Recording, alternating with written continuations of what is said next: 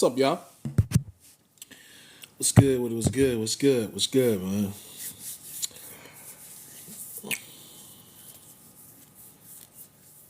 I ain't gonna lie, bro. I can see, I can see through all the antics. I can see through all the antics. Tank Davis is nervous. Nah, this going 12. This is definitely going 12. I can see through all the antics. Tank Davis is nervous. He's nervous. You can tell he's jittery. Y'all gotta think this is his first fight in over a year. Like a lot of people not thinking about that. This is his first fight in over a year.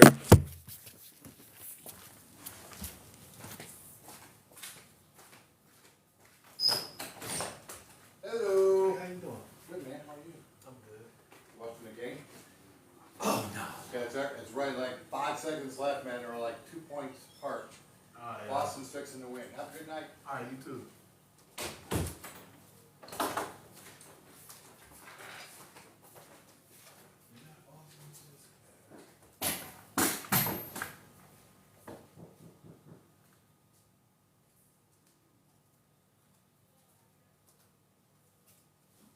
Your food? Huh? This is me. Your food.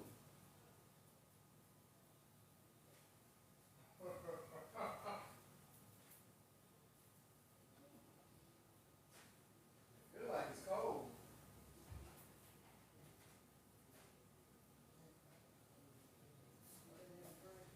Huh? It probably in that bag. It's kind of heavy. No boys ain't made back yet though.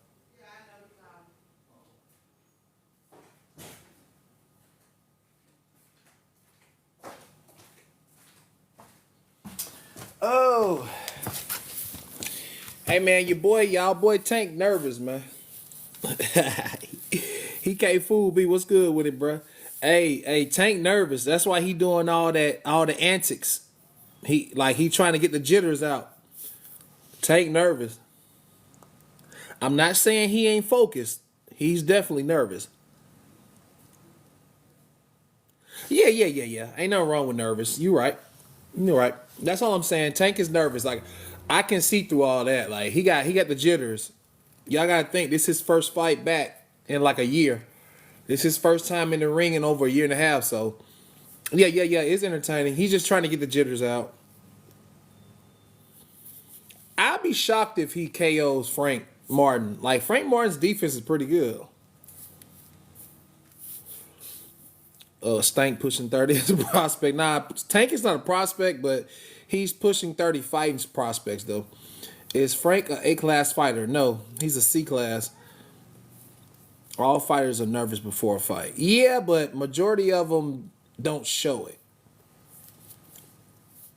Majority of them don't show it though.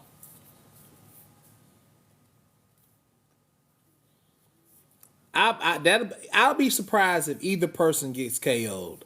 I would be like taken aback if Tank loses. He don't even gotta be a KO. If Tank loses this fight, his career is over. So that's why I got Tank. I got my money on Tank because Tank can't afford to lose this fight. He just can't.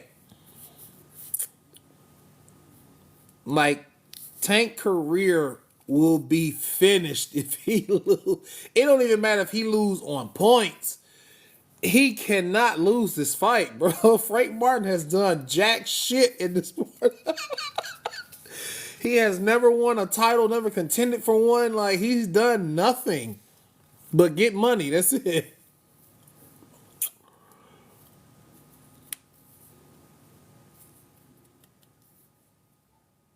Like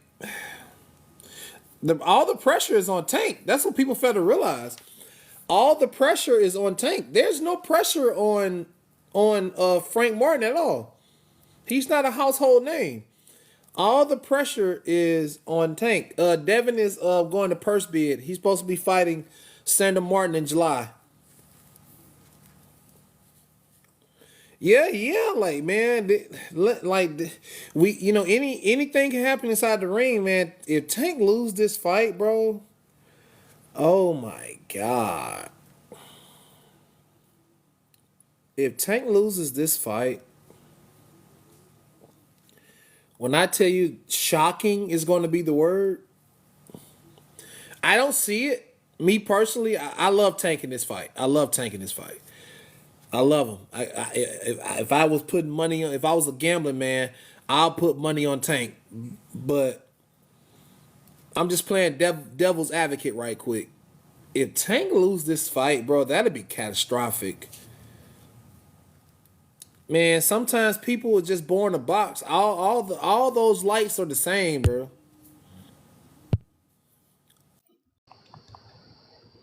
Yo, Supreme. Yo, what's up? Who do you think's gonna win the You know fight? this press run for Tank has been weird because they've been exposing themselves. Tank and Ellaby has been exposing themselves. Oh, Tank got the experience. Frank ain't never fought at this level, so why are you fighting him? Leonard Ellaby is on Twitter, on X, cussing out regular people because we're asking questions, sensible questions. If Frank Martin is inexperienced, he's the license to break. He has never been on the big stage. Why is he got a Tank fight? Did I tell y'all they was gonna expose themselves? I told y'all. Now y'all see I'm not being casual, bro. Y'all heard it from the horse's mouth now.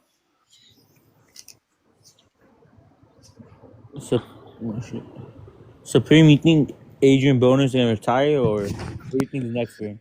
No, he needs the money. Adrian Bronner is a gatekeeper now. Okay. He'll be fighting bums now. I thought we would. I'm not hating. These are facts. You heard it from Leonard Ellaby's mouth. Frank Martin has never been in the bright lights. He's done very little in boxing, but somehow he was able to get a fight with Tank before Loma, Devin, T.O. They told on themselves, bro. Look at us. Don't get mad at me. Get mad at taking his promoter. My fault. At taking his what he call him mentor. It's because to fight Tank, you usually gotta fight like 2 B-level fighters, and then you automatically got it. Like, I'm confused. This 7-fight deal. What 7 fighters other than Devin, T.O., Shakur? That's about it. Outside of them, Loma, outside of them 4 fighters, who else deserves a Tank fight He wanted or to fight pose a threat to Tank? the Ukrainian guy that beat Navarrete not so long ago. Baranchik, something like that. Like, I remember when he announced that 7-fight deal, I'm like, Tank, if you got a 7-fight deal, 4 of them are going to be pushovers. Like, who in the hell outside of Devin Haney, Teofimo, Loma, and Shakur poses a big enough threat that they can get a Tank fight? I mean, is the fight only at 135 or 140 as well? Tank said he plans on fighting at 140. Teofimo could be a threat. I'm gonna say this. Everybody overlooking. See, look. All you gotta do is just listen. Tank said Haney brings nothing. All y'all gotta do is look at it. Tank been bullshitting, bro. I try to see. He been saying Haney don't bring nothing to the table, but he fighting guys that's never sold $10 of pay-per-view. How's he gonna say Haney brings nothing fighting Frank? I'm gonna say this. Styles make fights, and I got Frank, man. I see it coming. He gonna sneak Tank. He gonna sneak him with a shot. I don't see it, but let me just say this. The reason why I got Tank winning is because he literally can't lose this fight. Not by points. If he gets stopped, that's even worse. He can't lose this fight, bro. What I see happening, he can't lose this fight, bro. I know Tank is the better boxer, of course. I mean, you see skill set don't always win fights though. Like I don't know I which one I first. got my money on Tank, but I'm just saying if he somehow loses this fight, He'll his just be pay per back. view Yeah, it'd career be is embarrassing. over. I don't know if y'all watch Tank over throughout the years, man, but this is the most confident he's portrayed himself to be in right before a fight. And it's Yeah, gonna be, I he's can you know, see down. he I can see through all that bullshit. Tank nervous. Yeah, it's a bad look if he loses because he's avoided too many fighters. He's avoided too many. ain't Look, fought too many brothers. He avoided a Nah, lot of the brothers. T.O. got the best resume, look, the best lightweight resume by far. Loki, I think Frank's gonna be the first one to drop Tank. Yeah, but he wasn't Tank wasn't this animated before fighting Ryan Garcia. He's really like Tank is really playful, kiddish. Like I think his nerves, y'all gotta think, this is his first fight in over a year and some change. I think Tank is really like nervous. I think he's nervous, but I think he's more confident. I think this is the most confident he's been in any fight. One, because he already been talking about how he doesn't hit hard, talking to Frank Martin, how he's not like a power puncher. And That's a lie because he Frank dropped him Martin, with head. With that, that's all I keep saying. Y'all gotta stop listening to what Tank be saying. He be bullshitting. Frank Martin dropped this nigga with headgear on. Oh, Frank Martin power is real. It's really real. yeah, Tank know it's that. That's real. why he got mad when Frank Martin said that's why he said that's why what he said. Pretty much he was saying I dropped you, and Tank got real mad. He got real I mad. didn't hear him say drop. I know he said something like how he was buzzed or something like that. And then Tank Oh got no, mad. He he was like, dropped I Tank wasn't in buzzed. sparring. Caught his ass good. This been Nah, going on it for is. years. Tank been saying for years that Frank Martin was lying, and then when they finally fight, now all of a sudden Frank Martin was telling the truth. What the fuck? Because Mm. they never said nothing like that. They just say he got buzzed. Both of them. Nah, I heard the story. I heard is he got dropped, but that's neither here nor there. Tank can't lose this fight. I'm gonna go ahead and say it. Tank can't lose this fight. Frank Martin, he's not it. I'm sorry, he's not it. That's no knock on him. It's just he's not it. Like Tank can't lose. This is his career be over if he lose this fight, bro. His career be over. That's how I know Tank gonna win. I got Tank by unanimous decision, but Hmm. Tank cannot lose this fight, bro. He can't. He done too much ducking. He done ducked too many elite fighters for him to be able to recover from this type of loss. Like his career be over if he lose. Like real talk. Yeah, I think this would be a good test See, for when Tank because you can't compare Devin because Devin never ducked anyone. That's why Devin can lose and still come back and still have fans. Because Devin has always put himself at risk of a loss. Tank has never done that at 135. That's why Tank cannot lose. He can't. He can't lose, man. He can't. He done too much ducking. That's what happens when you duck. Your margin of error is very short because people gonna want to that keep is seeing true. them overrated ass knockouts. That's what happened when you duck tough competition. Facts. Tank put this on himself, cashing out bullshit knockouts for money. That's what happens when you value quantity over quality. That's what happens. He can't lose this fight.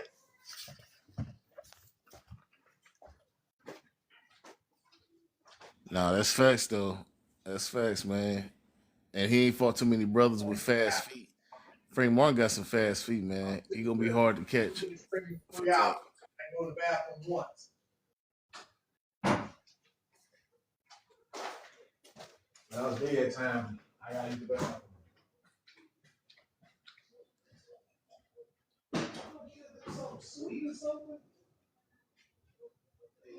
Yeah, Frank Martin is undefeated. I feel like with Frank Martin, he gonna he gonna go in there. He gonna catch Tank Davis by surprise because Tank Davis, the way he fights, he's not used to fighting dudes that's awkward like that. When it comes to Frank Martin and just his style, because he's fighting another southpaw. That's another thing that Tank is not gonna be used to. And when that left hand come, he ain't gonna be seeing it. It's gonna be coming from a different angle that he's not used to. That rear hand. Because Frank Moore, he got some quick hands. He might not have the same skill set. It might not be on the same level as Tank, but he's quick. He got quick reflexes. He's a young dude, and that's all you need. And good timing. You ain't gotta have a loaded skill set to catch somebody, especially if they coming in there thinking they just gonna mop the floor with you. And I really feel like that's what Tank is expecting in the fight, where he just gonna roll over this dude because he don't have like a mean disposition about him, like a Terrence Crawford or somebody that's just like a deadly fighter. And I know he's judging him from his last fight because Frank Martin didn't do so well with his last opponent. So I know he's looking at all that like this dude's soft, like this dude's sweet. And it's like, okay, then you think you're gonna steamroll this dude because he looked like a nice dude and he looked like he's soft and all that, but that'd be the dude that put it on you. What's really aggravating about this matchup is people have literally attempted to overrate Frank Martin just to make Tank look good. Like it's crazy. It's crazy to see. Like you got, which I know they casuals, but you got people literally just because they like Tank. Oh, Frank Martin, you can't sleep on Frank Martin. Like this man has done nothing in the sport of boxing, bro. He hasn't fought anything. Buster Douglas, my brother, Buster Douglas. Never forget that. But that's heavyweight. The only thing Frank Martin and Tank Davis have in common at 135 is resumes. Their resumes are terrible. Just like Errol C. Now y'all see what I'm talking about now. Errol Spence. Everybody love Errol Spence. Errol Spence told Tank to his face he ain't fought nothing. Errol Spence told Tank to his face he hasn't fought anybody. I try to tell y'all. Real boxers. They got bum resumes, man. Both of them. Him and real boxing fans and boxers know Tank hasn't fought shit. That's why Tank was like, oh well, he didn't even try to test it. He know he hasn't fought nothing. He know he been pimping his fans, fighting useless fighters, fighting worthless fights. He know that. That's why he laughed the way he did when Errol Spence said it. He was like, like that's, and y'all continue to get y'all paid $75 to see this man, but y'all complain about paying for Ryan Garcia versus Devin versus Loma. Y'all complain about them. Made them lower their prices, but y'all pay for this bullshit. $75.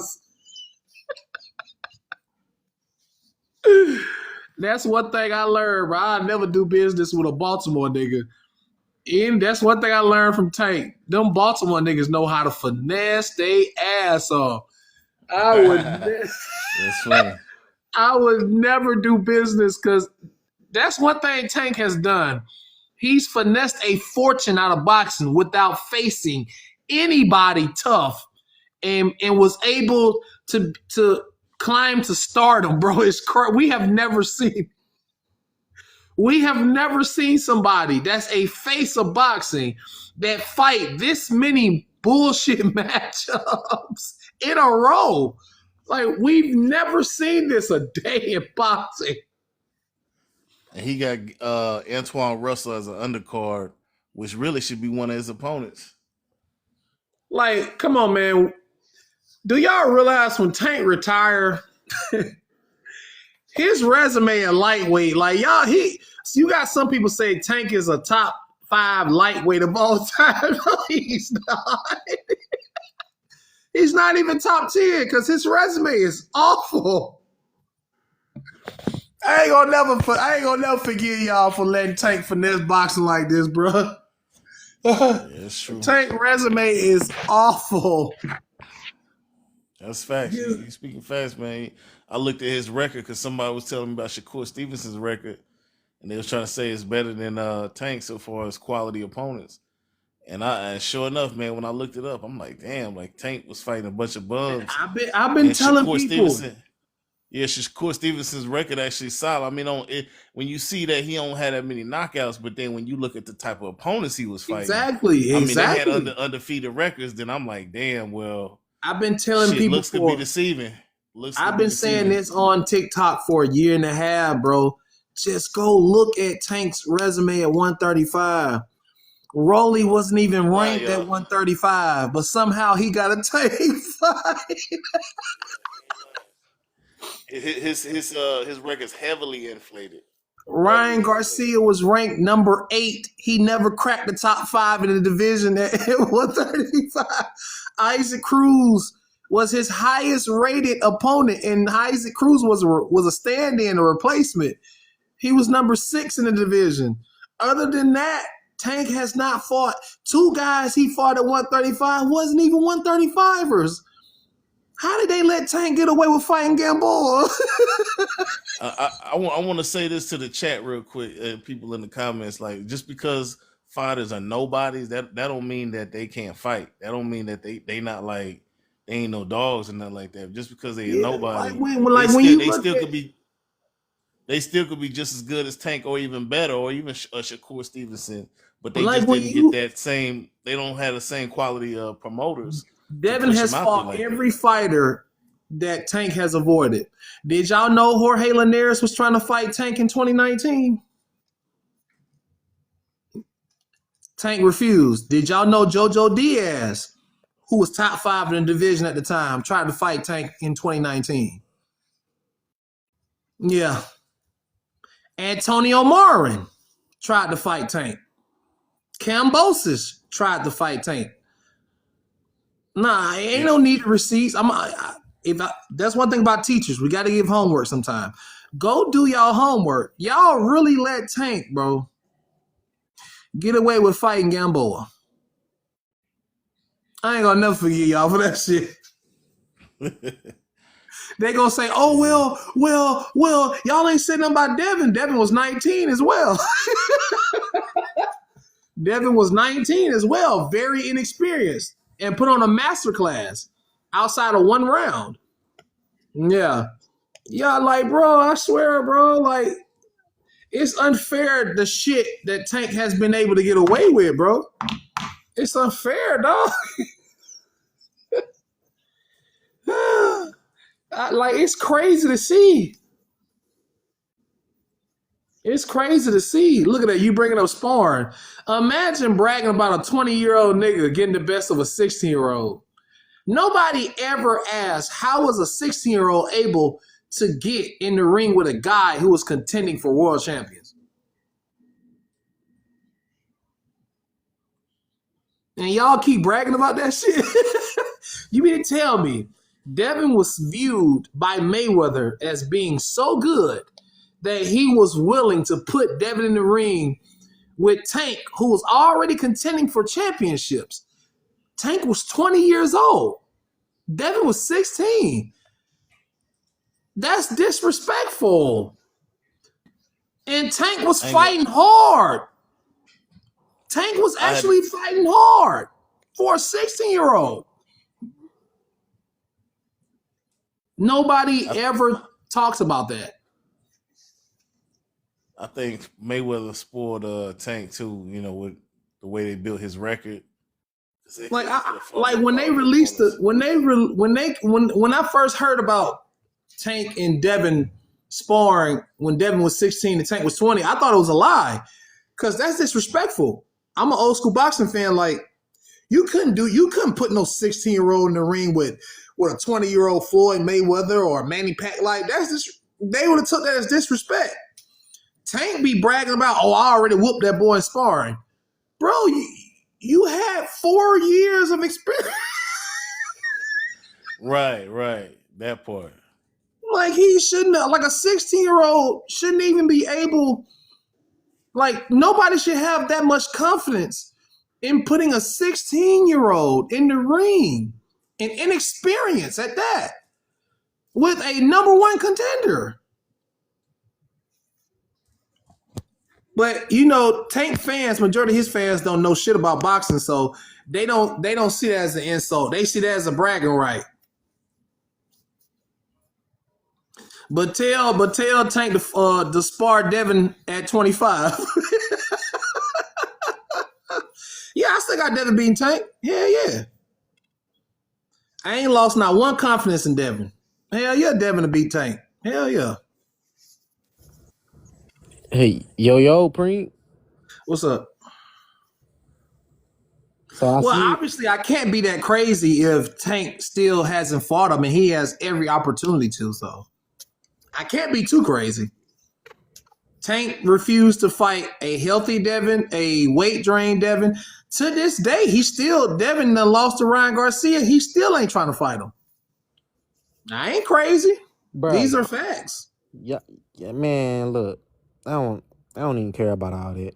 Yeah. Your Tank's so confident telling him to fight Devin. Oh God, y'all have y'all heard him? All you did was see him run up on Devin talking shit, trolling. But have you ever seen him pursue a fight with Devin? No. They said take away Devin's job and he easy work. That's a lie. Loma did exactly that, but guess what happened? Devin went to the body.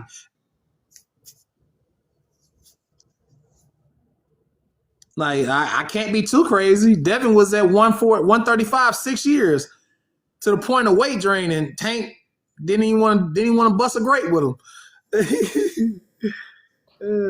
Man, let's talk about Frank versus Tank. Y'all talking about some Devin. Yeah, they really, y'all can go on. So what? That fight right there don't even matter no more. Ryan did that to himself. That fight don't even matter no more, my nigga. We just waiting for the boxing commission to call it a no contest. That shit don't even matter, bro.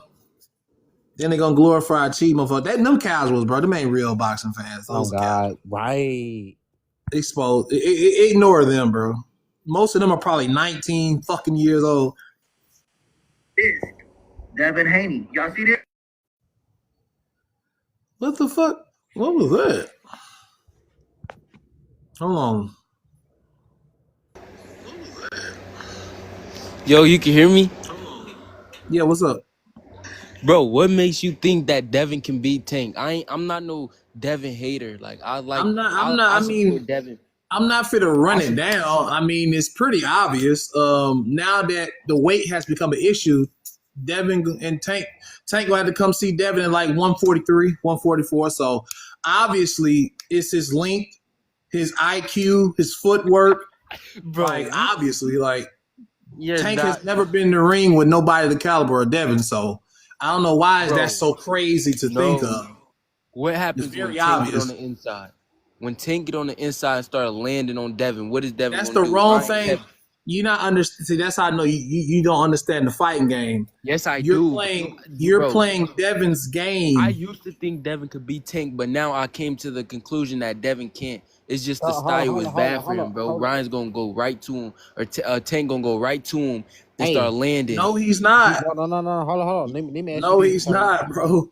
No, he's not. Bro, y'all don't, bro. Come on now. No. Come on, I'm bro. gonna ask you a question. I'm gonna ask Exactly, Ryan. Well, I get at the Ryan. Ryan was not. Well, I ain't gonna lie. Devin won majority of the rounds. It's just the knockdowns they favored over the rounds. Devin, because Yeah, Devin won right. more But rounds. look at the difference between Ryan and Tank, bro. Not the Hey, same listen, level. I can't at even all. lie. I can't even put too much stock into Ryan because he was juiced up. So that shit is an afterthought. Like I can't even that all I see is MC in that fight. Hey, can y'all hear me? Y'all can hear me? Yeah, we can hear. Oh, hey, Tyrese. So let me tell you this, bro. Devin fought a better Ryan Garcia. Not only that, Ryan has the height and the same reach advantage as Devin. Tank has T-Rex on, bro. He has T-Rex on. He's not going to. And it's not just that. It's very obvious why did y'all Devin not lost. watch Loma Devin versus was Devin? trying to fight a fan-friendly style. When Devin fought his style, he won round 2 through 6. Like, come on, man. Let's be Bro, for real. Did you not watch Devin Devin fought versus a Loma? fan-friendly Loma style, got on the bro. inside and started beating him. Loma got 67-inch reach, like 2 inches more than Tank. That's Tank, nothing. That's That's Loma though. Tank don't have Loma is a future Hall of Famer. Tank don't have the You can't footwork. compare Tank and Loma. Tank don't have the You footwork can, like yes, you Loma. can. Tank is, bro. Tank versus, bro. Come on, bro. Y'all being biased, bro. Y'all must know Bill Haney or something, cause y'all know that. Ain't nobody being biased, bro. This is what happens when you don't give people a look. Tell Tank to stop fighting bottom of the division. Frank Martin is ranked number 7. Like, come on, bro. Like Yeah, y'all you right be on that, frustrated but with bro, this shit. Tank just beat somebody that Devin just fought. Devin tried to fight his leftovers and lost. What the fuck are you talking about? The only opponents that Tank has fought, that Devin has fought, is Gamboa. No, Gamboa and Ryan. Ryan beat him. Tank stopped. Man, Gamboa, Ryan, bro. man, come on, man. Devin Tank couldn't Davis wobble. fucking dried that man out like a fucking prune. You gonna give him credit Bro, for come that? on, bro. Come on. If you being What unbiased, you mean? bro, Ryan Garcia bro, head was big than a I used to think, bro, that I man used to neck think was that Devin long would as beat fuck. Tank, What is bro, you but Hey, saying? it's just not. Tyrese, hold up. You realize Tank said he'll rematch Ryan at 140 something, right? So why he couldn't do it the first time? What the fuck? Ryan Because he head had, was nigga, because man. look what y'all Tank, seeing now. That's why he's saying that. He trying to man, prove to Tank, y'all. man. Look, bro, man. Tank And had Ryan look like Pinocchio. That man bro, head was big as fuck. Yo, That man ain't had no chest. what's up, D? if y'all looking at it at an unbiased standpoint, bro, y'all know that Tank would beat Devin, bro. It's not even Okay. Devin might So be able to get away with why like Tank 5 don't rounds, why? bro. You know. Okay, so why Tank fans more confident in him than he is in himself? Because they fans, bro. They just gonna say Because whatever. obviously But Tank Tank has no, had every opportunity to face Devin, right? Why hasn't he? What opportunity has he had? Oh He man, He has get has off not my had. line. This nigga don't know. bro. Oh What, my Nigga, ain't nobody God, sitting him what? on. You act like he's sitting him Oh on offer or hell something. no! He This didn't get nigga no said, offer. you don't even know what's going on. God damn. Damn. Bye bye. You've been voted off the island. What the Damn. fuck? Nah, bro. That nigga got that nigga a casual with a switch on that Hey, motherfucker. ain't no way he just said that, bro. What's up, Supreme? Yeah. What's up, bro? Hey, man. It's Tank Fight Week. I am a Tank fan, but I do also agree with a lot of your points. I mean, I'll be honest. I catch a lot of flack for being like a big Tank fan because I'm from Maryland, but No, that's okay. Let me just say this. I'm not detesting anybody from being a Tank fan. I used to be a Tank fan. It's just once he hit the 135, like I didn't like. I started seeing what he was doing, and I just couldn't fuck with it. see, the thing is, like, what you're saying about like him and Haney, like, I get that. I get that, but my thing is, like, I'm tired of this idea that like Tank is like ducking Shakur. If Shakur should have took the 25% to fight Haney. It's like Haney, like bet on yourself. You know what I mean? If you really like that, don't treat it as a payday. Use it as a platform to get a payday. You know? Yeah, man. Yeah, Shakur literally Shakur can't complain. But do you think that he only brings 25% to the table though? Yes, dude. He fought on a Thursday night. Yeah, Shakur only had one fight at the division at that time. Y'all gotta understand, No, you're absolutely right. You're absolutely right. has yet. Shakur hasn't fought on pay-per-view, bro. Yeah. A lot of people don't know that. He was fighting on ESPN. All his fights were free. Shakur, When he was beating Jamel Herring and Oscar Valdez, that was on ESPN. That wasn't pay-per-view. Shakur has never even like done elite numbers at the gate either to suggest that him on pay-per-view would be a success. Nah, he's not a big star. Shakur got a rude awakening last year. He got a rude awakening. That's why he retired for a minute, because he thought his name was up there with the Tanks and the Ryans and the Devins and so forth. But he got a rude awakening. You're not. Top Rank has tried for a while to like that's the reason that contract. His last performance, nobody liked it. He was running off fight, so that didn't. The thing is, like, Top Rank has tried for a while to kind of shove Shakur down at like the American fans' throat. Pause. But like they tried for a while and it's not working, and that's why they're kind of moving on from him after he fights the German guy. I mean, I ain't gonna lie, bro. I'll come to Shakur's defense. Shakur doesn't have a fan-friendly style. Like, I was just gonna say that. Like he's really He's like, very hard to market because Shakur. That's one thing that saved Devin Haney's career. Devin will get in there and brawl. He'll take a risk. Like Devin Haney will brawl, but the problem with Shakur is if you hit that nigga too hard, he'll start running. Like literally. yeah, that's a fact. We done seen Devin get hit and stay in that, you know. Well, And that's what made the Santos fight so bad. He was in that bitch running, bro. Like literally running. But do you think Santos did he really get hit by Santos that hard though in that fight? Like, I think Santos caught him with like a hard jab or a hook. All I know is around round 3, that's when he started literally running. I think Santos caught him with something clean, and after that he just started running. Like it was crazy, bro. Like he was literally jump stepping and running. Like it was crazy. It was crazy. that's why it's like here's what I will praise Shakur for that one thing. It's like, listen, if he knows he's, outmatched in the power and like when he gets caught, he knows he can get clipped. He has the mentality of like anything to win. The thing with Haney is you can get like a rise out of Haney, you know what I mean? You can make Haney make mistakes. So it's like on the one hand, it's like Haney has a style where he could lose more, but it's entertaining. But Shakur also will be that like anything to win if he gets caught right. So I don't know. I don't know. Like that. Like Shakur, his like I said, his style just it's just hard to market. It's boring.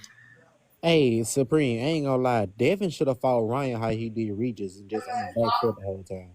In my opinion. Yeah. We like one thing about Devin right now. Devin is very dangerous. That's why a lot of these niggas like Matias and Tank, they ain't calling him out because Devin got knocked on his ass. And that's one of the most scariest places to fight a talented fighter is a nigga that got his shit knocked back in order. Like, okay, I need to just fight my fight. I just got to see Haney versus Sandor first, and I just want to see where Haney's at after that fight mentally. Because I think he Haney gonna beat the sword, but yeah, I think he bounces bounces y'all back. gotta understand, Devin 25, bro. Like that shit didn't fuck him up mentally, I bro. just want to see where he's at. You know what I mean? Because he did take a lot of damage. I mean, yeah, but he's 25. Like people act like Devin is in his 30s. He's you see the swelling that went down immediately. He's young. Like y'all gotta understand, bro. That dude is 25 years old. That damage didn't fuck him up that bad, bro. Like people thinking, that hurt his soul. Every nigga ain't like, yeah, that man come from Oakland. It's gonna take more than some punches to break that man's spirit, bro. Facts.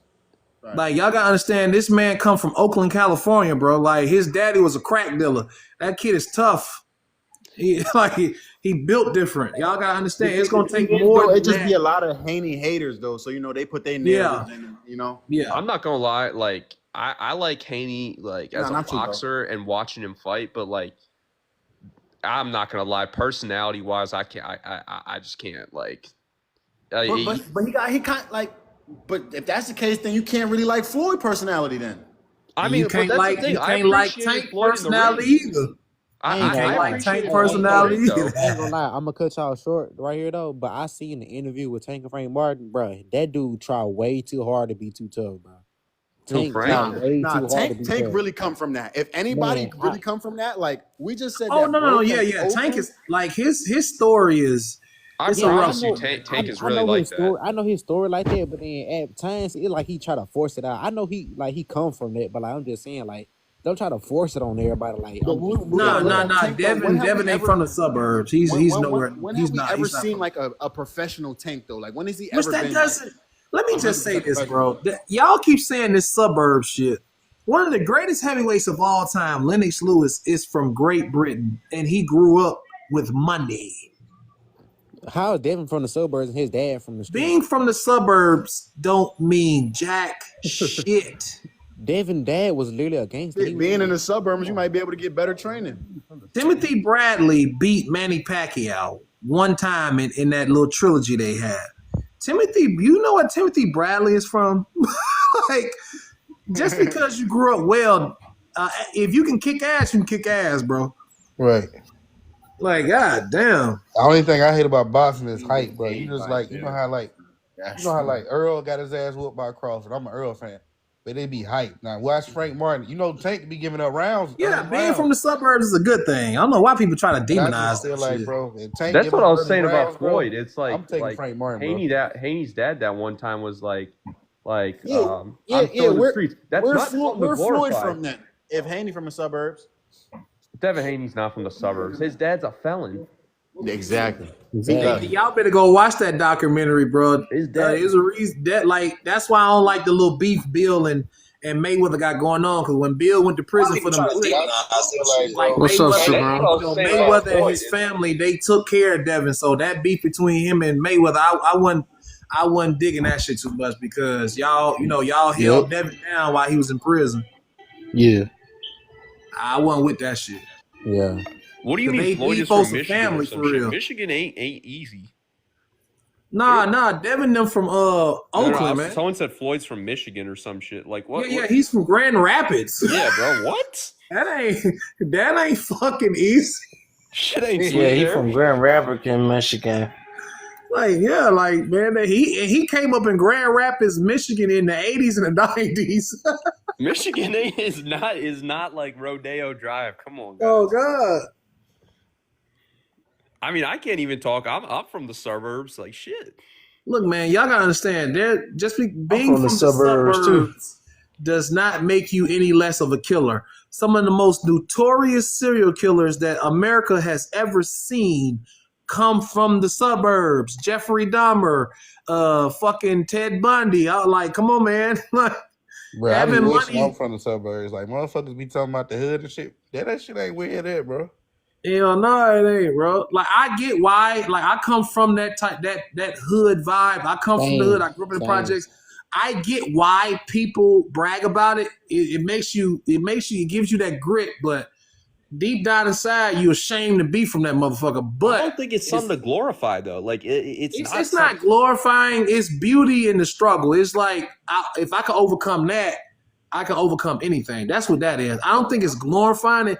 It's like, okay, this is where I'm from, and this is what made me. You know what I'm saying? I got you. So It's you just proud that, of where you coming from. Like when I stayed in the hood, I didn't like looking out my window and seeing clothing lines everywhere. I didn't like seeing bottles and rubbers all on the ground, crackheads running around. Alcoholics and shit. Like you appreciate. At the end of the day, I got that shit tatted on me. It's like that's where I'm from. I can't deny it. That's what made me tough. That's what it's what made you, man. I'm gonna give y'all an example. Michael Jackson. Do y'all think the Jackson 5 brothers, or you think they pussy? Them motherfuckers from Gary, bro. I stay 2 hours away from Gary. Like a lot of people, they don't really publicize this. Majority of Michael Gary, Jackson, Indiana, I think. Yeah, Gary. Yeah, majority of Michael Jackson's family members were They got VLs the and best players GDs. coming out of Gary. Man, Gary a ghost town now. That motherfucker. Like y'all, most people think It Michael is, though. Jackson is pussy. Like the Jacksons was pussy, but majority of their families was VLs and GDs. Like looks can be deceiving. So that someone said that reminds me of AB, and I'm like, AB's the one I particularly take a problem with because he's glorifying a lifestyle that he didn't need to live. You know. Okay, so AB is different. AB is the same as Tank. They from it, man. The man is they from really Cincinnati. from it though, but he's still like AB. Like you gotta think about it. AB from Cincinnati, bro. Yeah.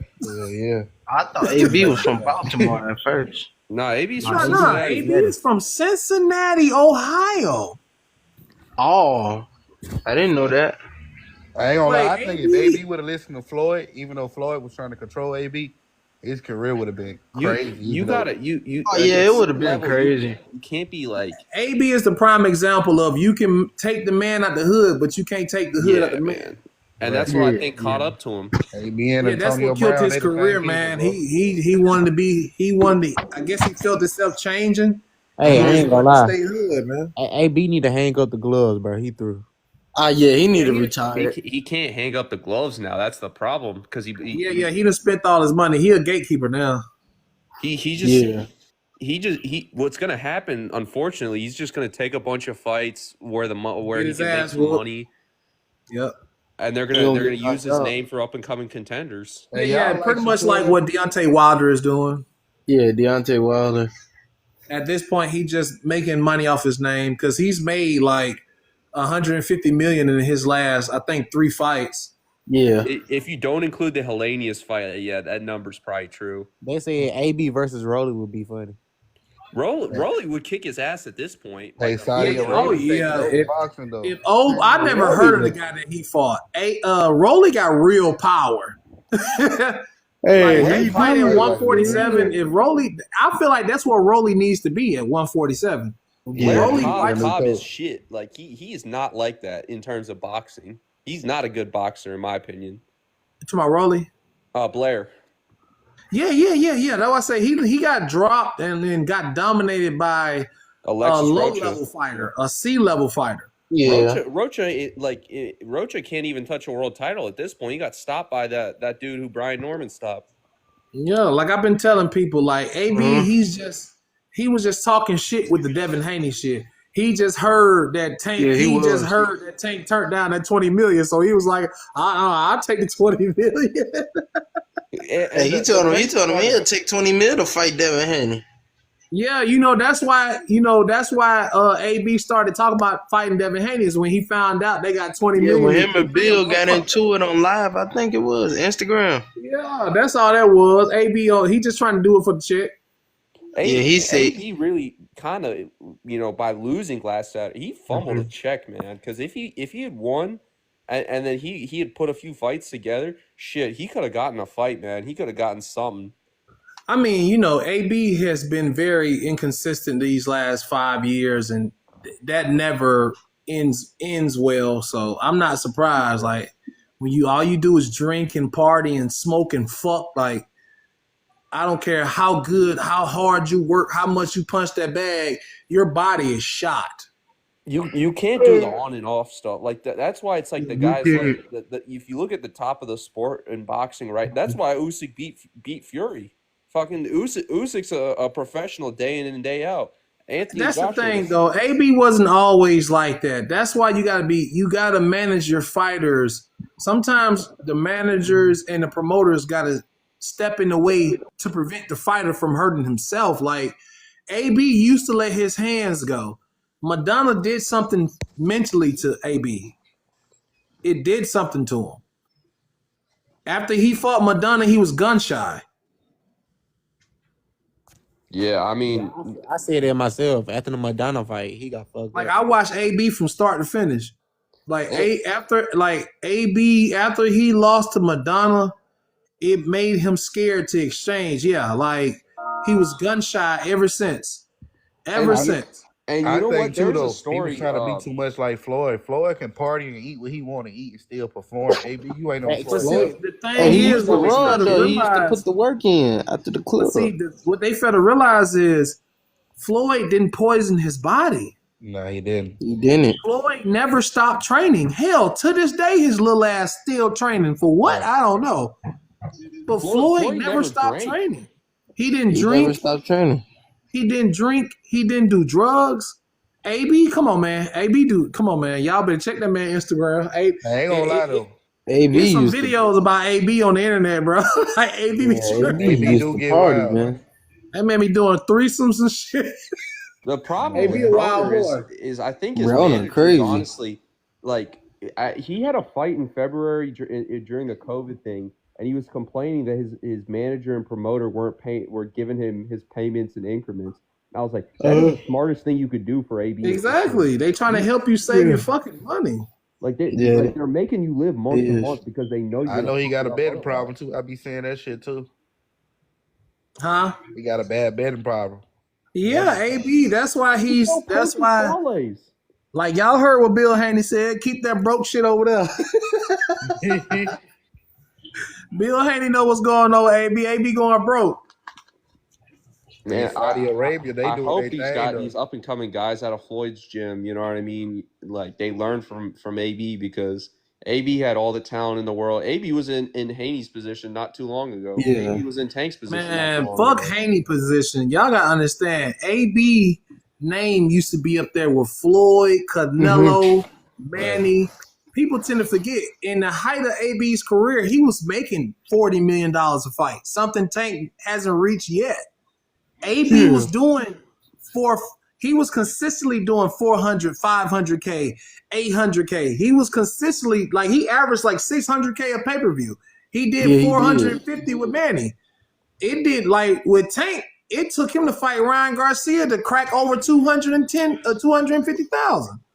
AB was a star. It's just you see the people who used to walk him out. Like he had Prime Kendrick walking him out. He had AB was a spectacle. Like AB, if he would have stayed with Floyd, I think everything went downhill once he tried to defriend Floyd. After that, everything went downhill.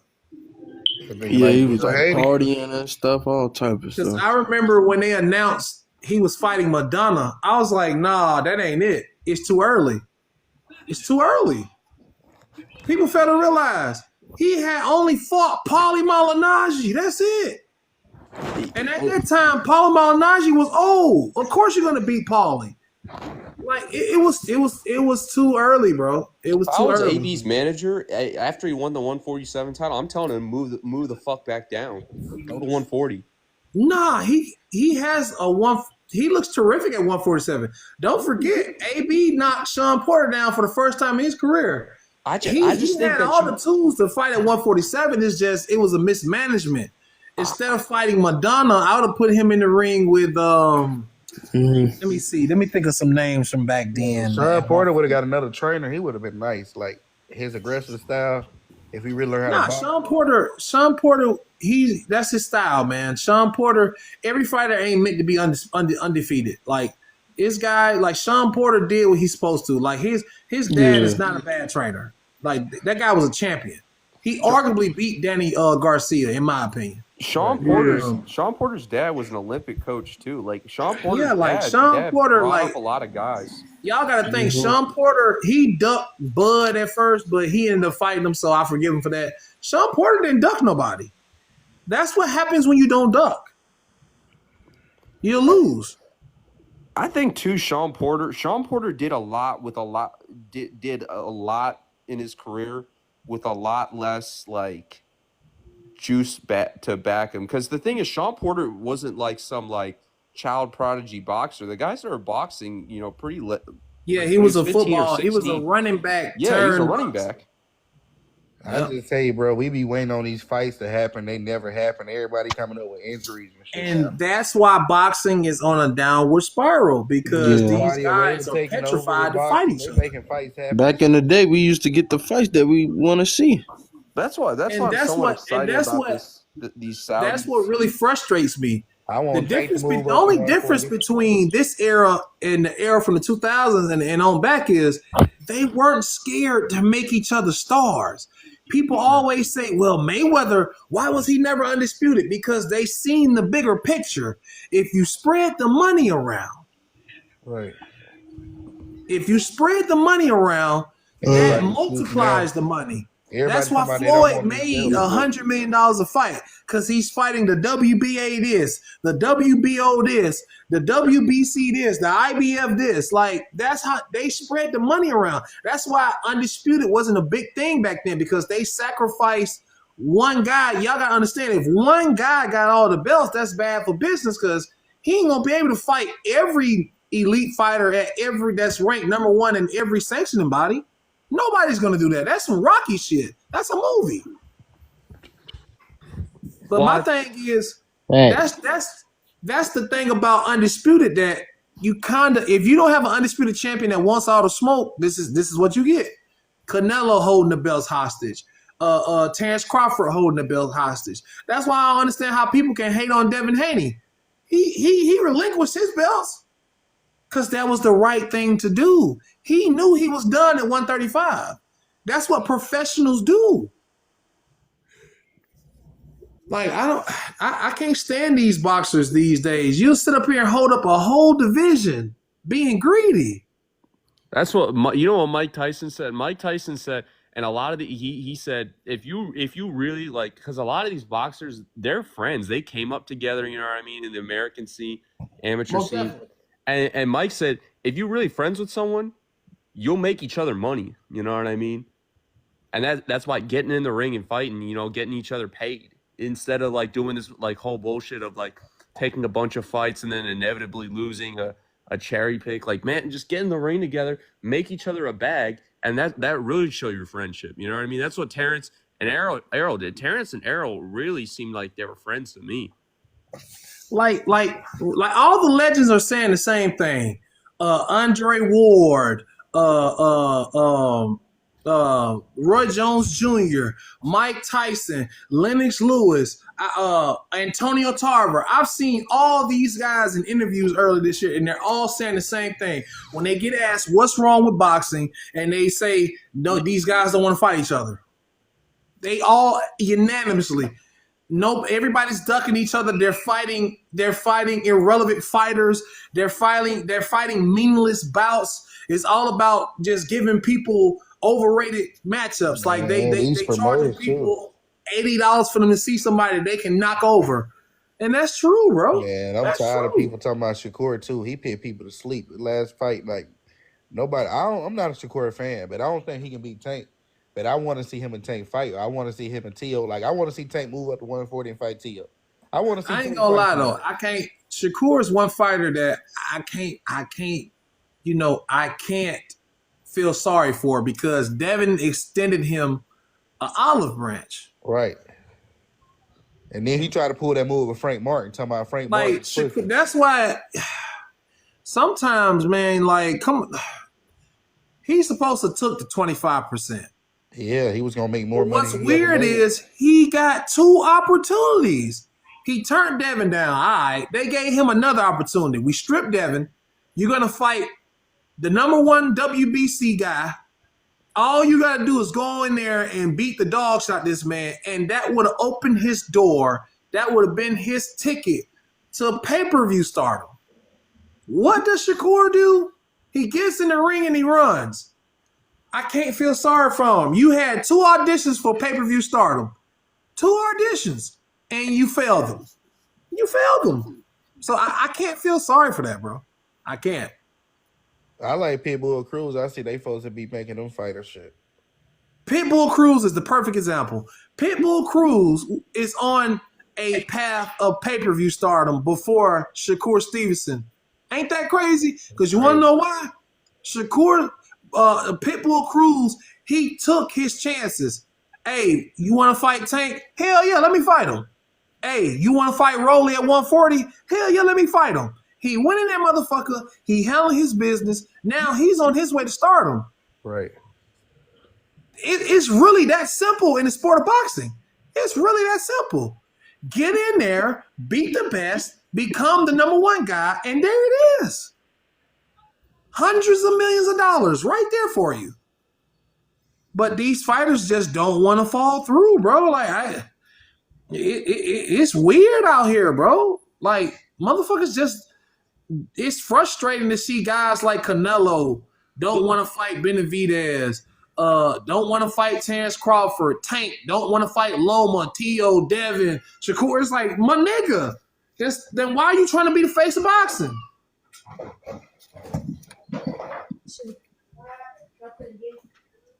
Hold on, I'm live right now.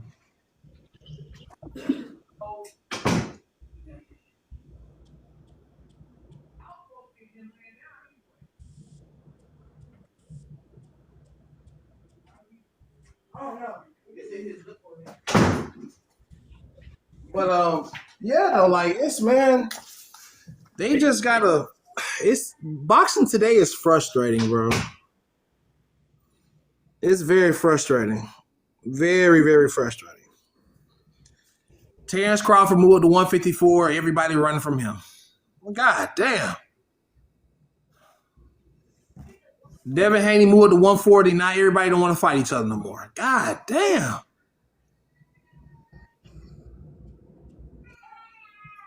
This shit is crazy.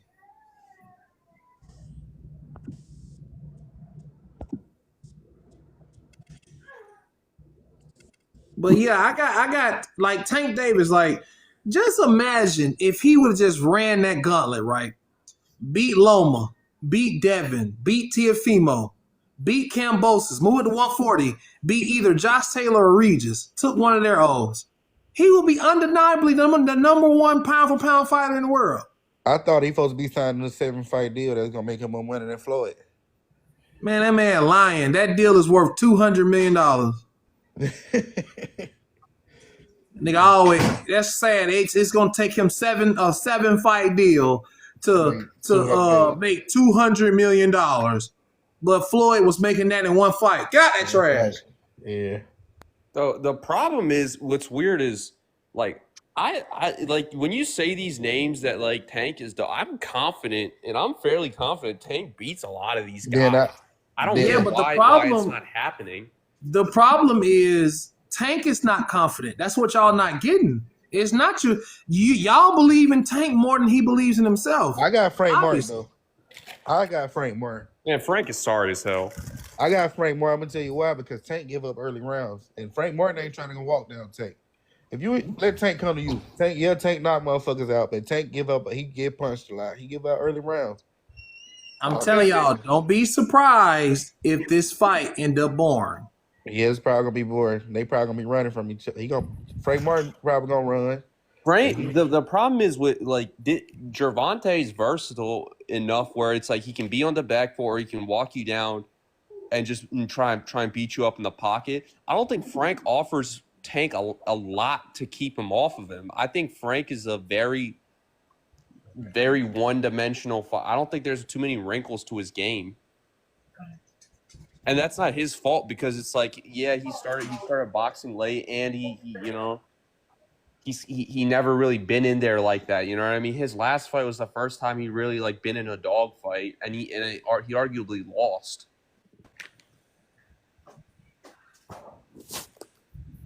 Like Frank is I don't know. Like I think they saw his last fight, and they saw they're trying to do a cherry pick here. Like I don't think Frank's that good of an opponent. Like I'd like to see Tank fight Loma next.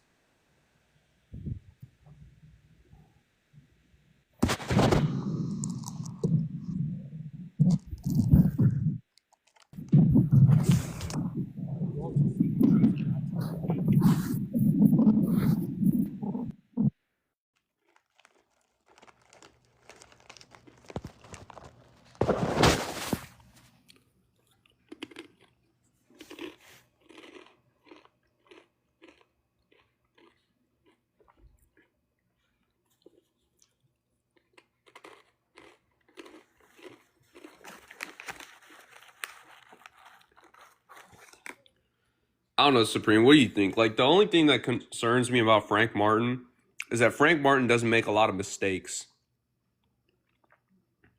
He's very technical, and Tank usually his best type of fights are against guys who aren't that technical and make mistakes, and he's able to catch them.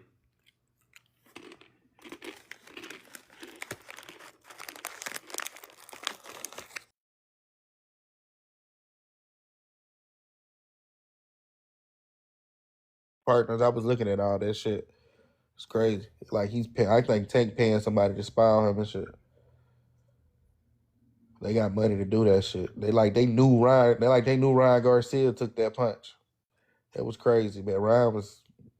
Their rehydration, that's bullshit too. They tried to pull that shit. The WBA tried to pull it, but they already signed the contract. It's about 15 pounds. Tank be weighing in probably. Tank get in the ring on fight night probably weigh 160. So I don't see why Tank move up to 140, 147. You try to stay at 135 for what? Because you know all the smoke is at 140. I don't mind if Tank stays at 135, but you got to at least fight the guys that are at 135, and that's Loma. Shit, even fight fucking Baranchik. Why are you just like not trying to unify? Fucking fight Baranchik, fight Loma, and try and get Shakur. Yeah, I mean, I think Shakur would try and price himself out of that, because I think Shakur is a little delusional where he's at.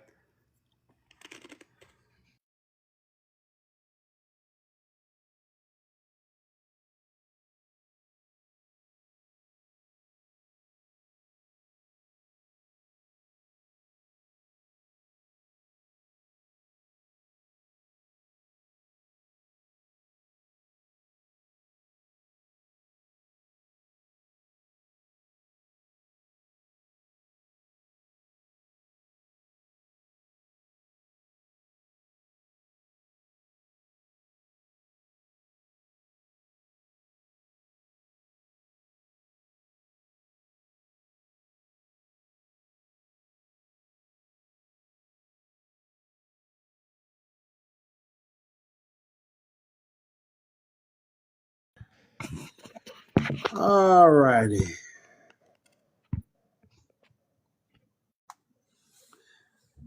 Anybody that think Tank is just going to KO this dude early, you're doing too much. That's what you're used to. Tank isn't gonna KO him early. I think he finds the shot in the later rounds. People talking about take Tank in round 4. All right. Like Frank Martin said, he coming there playing crazy, gonna get his ass knocked out. When's the last time Tank's done that? Like, that's crazy to say. I'll be watching Tank highlights where he blank out and just let motherfuckers punch him. I'm like, what? I swear, people fail to realize, no, it's not being talked about enough. This would have been any other fighter. Oh, he's coming off a 16-month layoff. This man is coming off a 16-month layoff. It's like Earl was. Earl was rusty as fuck when he got in that ring. Y'all think Tank ain't gonna have ring rust? Why you think his first fight back was some presumed bullshit? Tank understands he hasn't been in the ring in a while.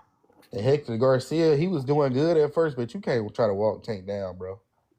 Man, Hector Garcia only fought at 135 one time. That man was a 130-pounder fighting a 135 or 140. Like, come on, bro.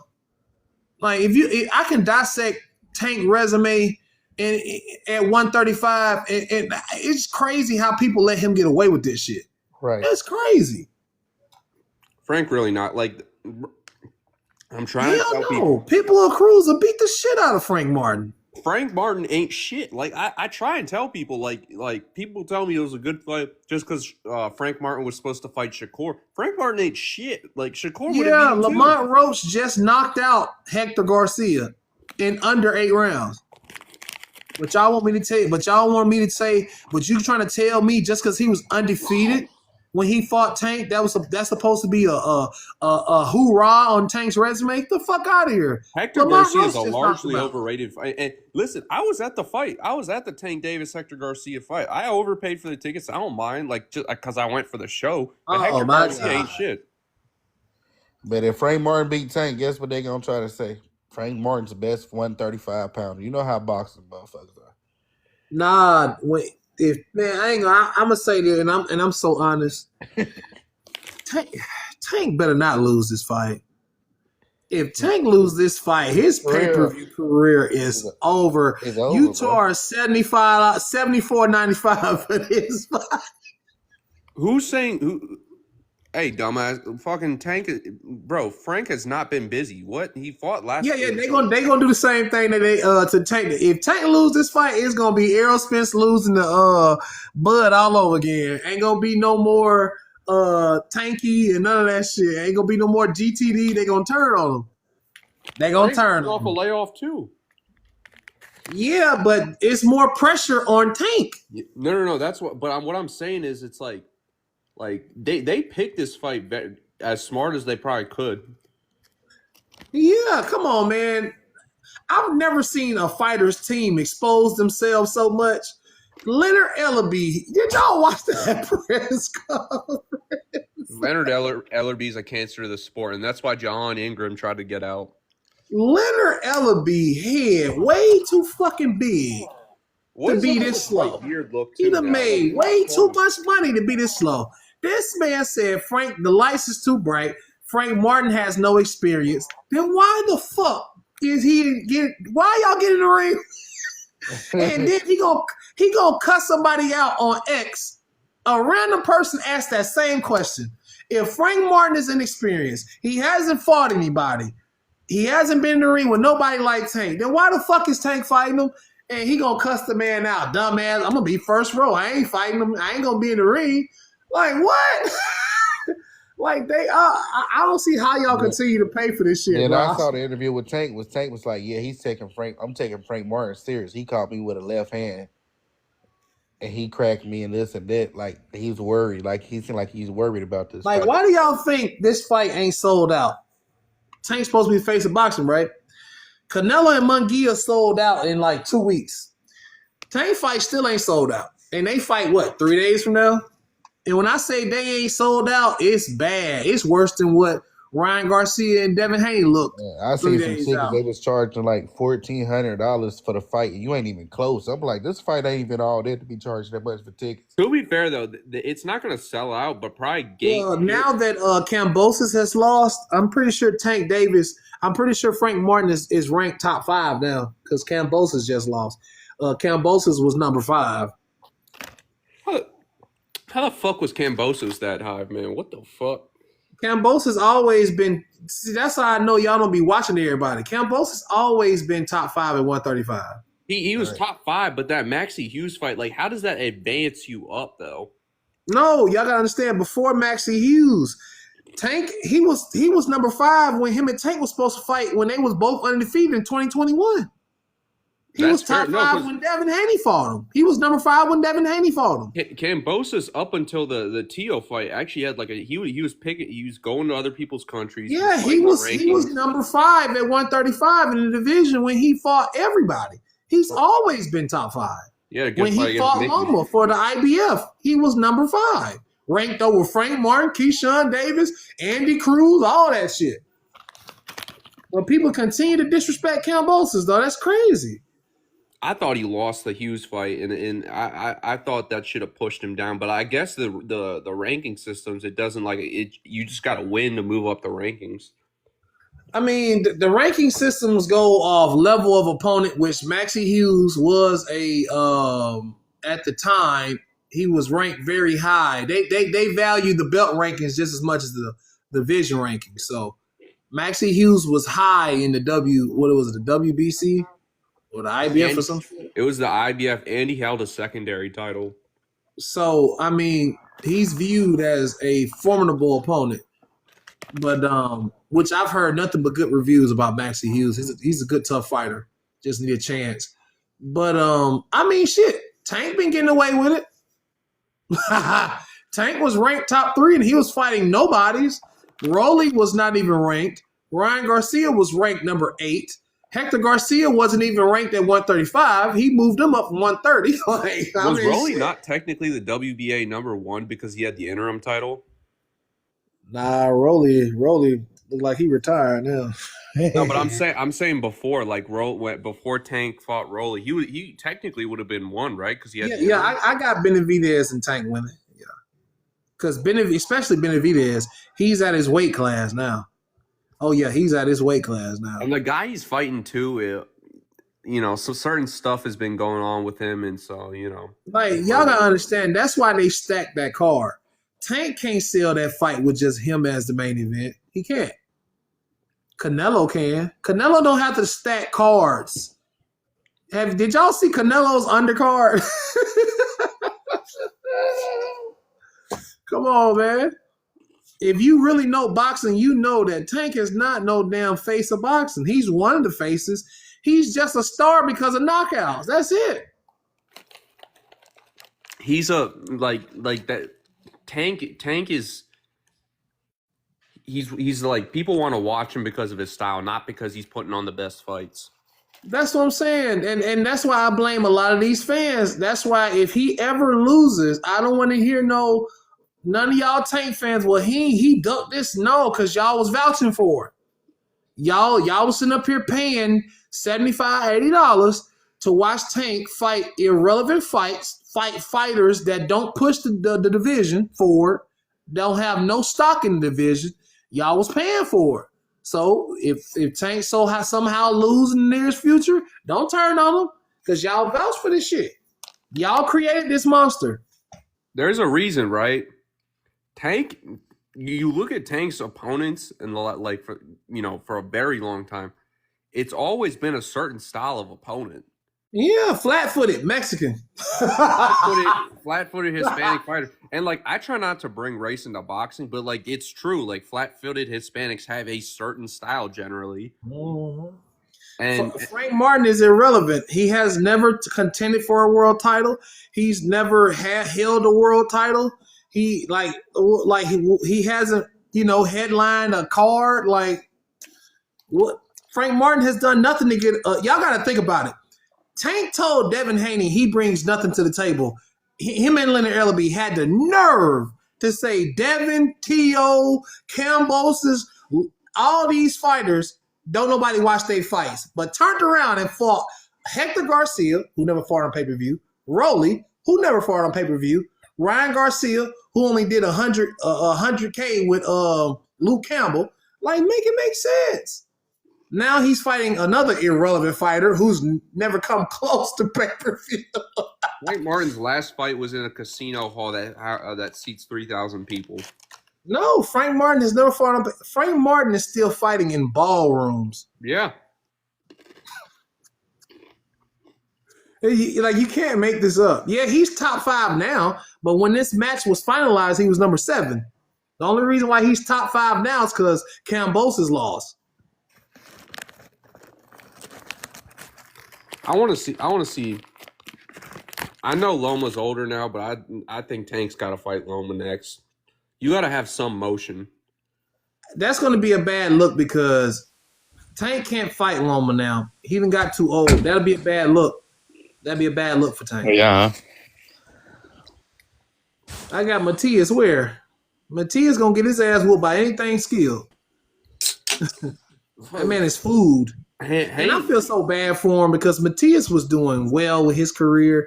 He was getting his little money fighting his tomato cans, but y'all just had to feed into his bullshit. Matias been calling Devin out since 2023. He been calling Tank out too.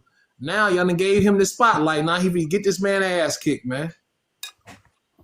Not everybody want to fight Matias. Everybody. Gary Antoine Russell. Everybody want to fight him now. Tio should get that fight.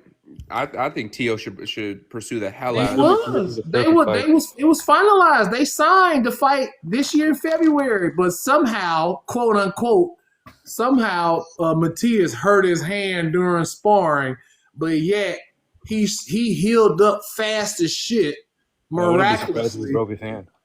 And I haven't heard about him renegotiating another fight with Tio. Well, what the fuck, dude? He's not the boogeyman. If you're gonna get into negotiations and then have injuries, you're not the boogeyman.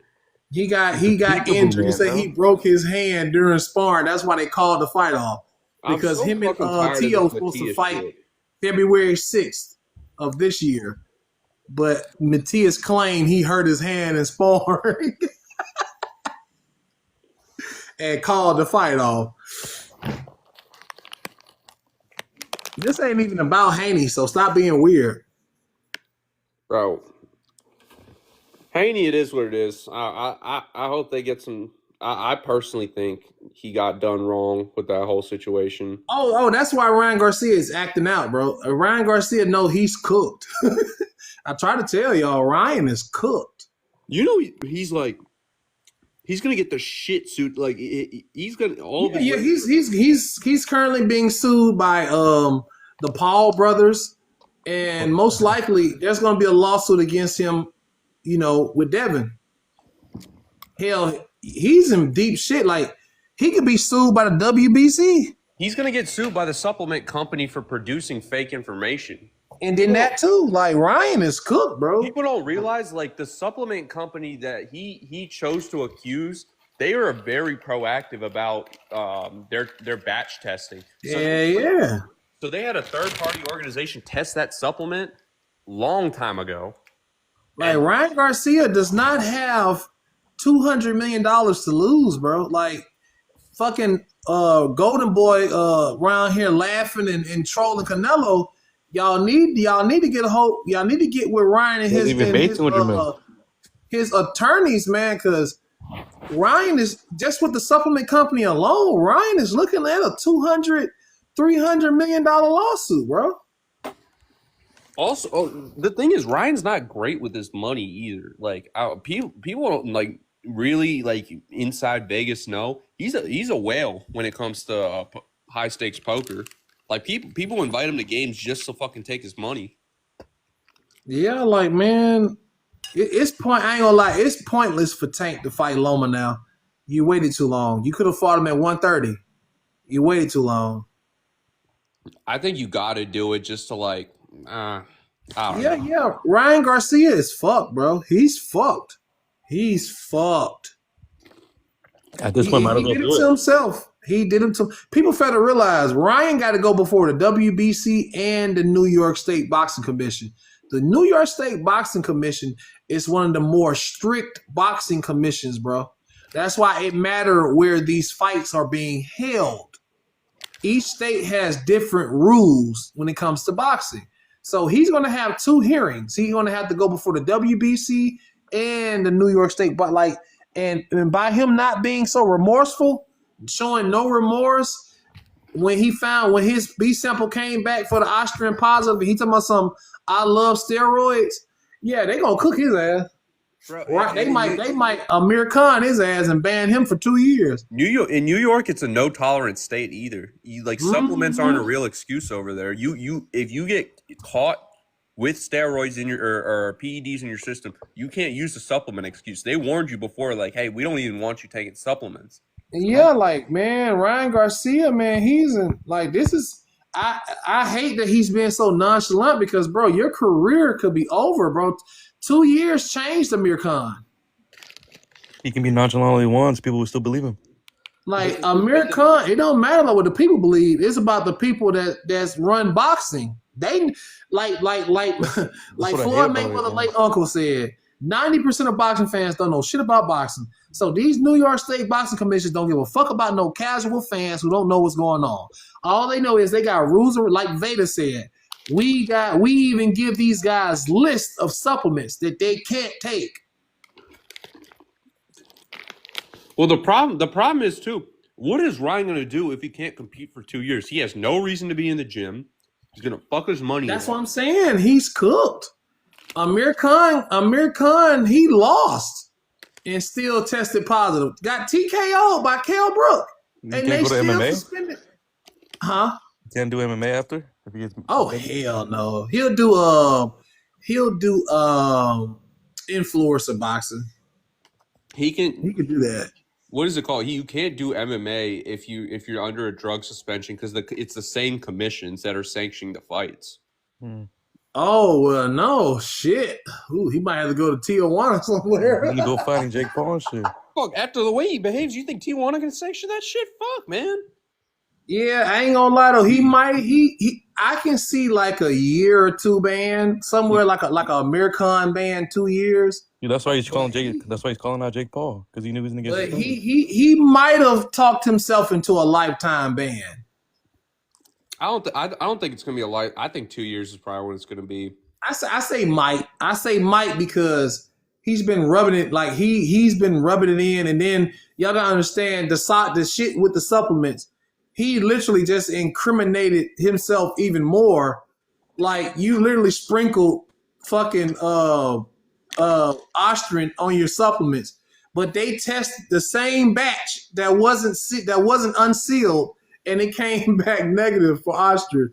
Like Ryan is fucking cooked, bro. He's cooked. That's why it's like I really feel bad because Haney got done dirty. You know what I mean? And then that's another thing. He really went for it, knowing he was juiced up. He really went for it. Man, at this point, they got to make an example out of him because, for one, you went in the ring and really went for it. 2, you got caught red-handed, and instead of taking responsibility, you blamed everybody, including your own team. You blamed Victor Conti, Veda, the Ashwagandha company. You blamed NutraBio. You blame all these people. So he's fucking cooked. And then you go get a private hair test done that you know they don't sanction. Well, and then you go as far as getting your own supplements that were not sealed tested. Man, you better say Haney for leaving the fight long.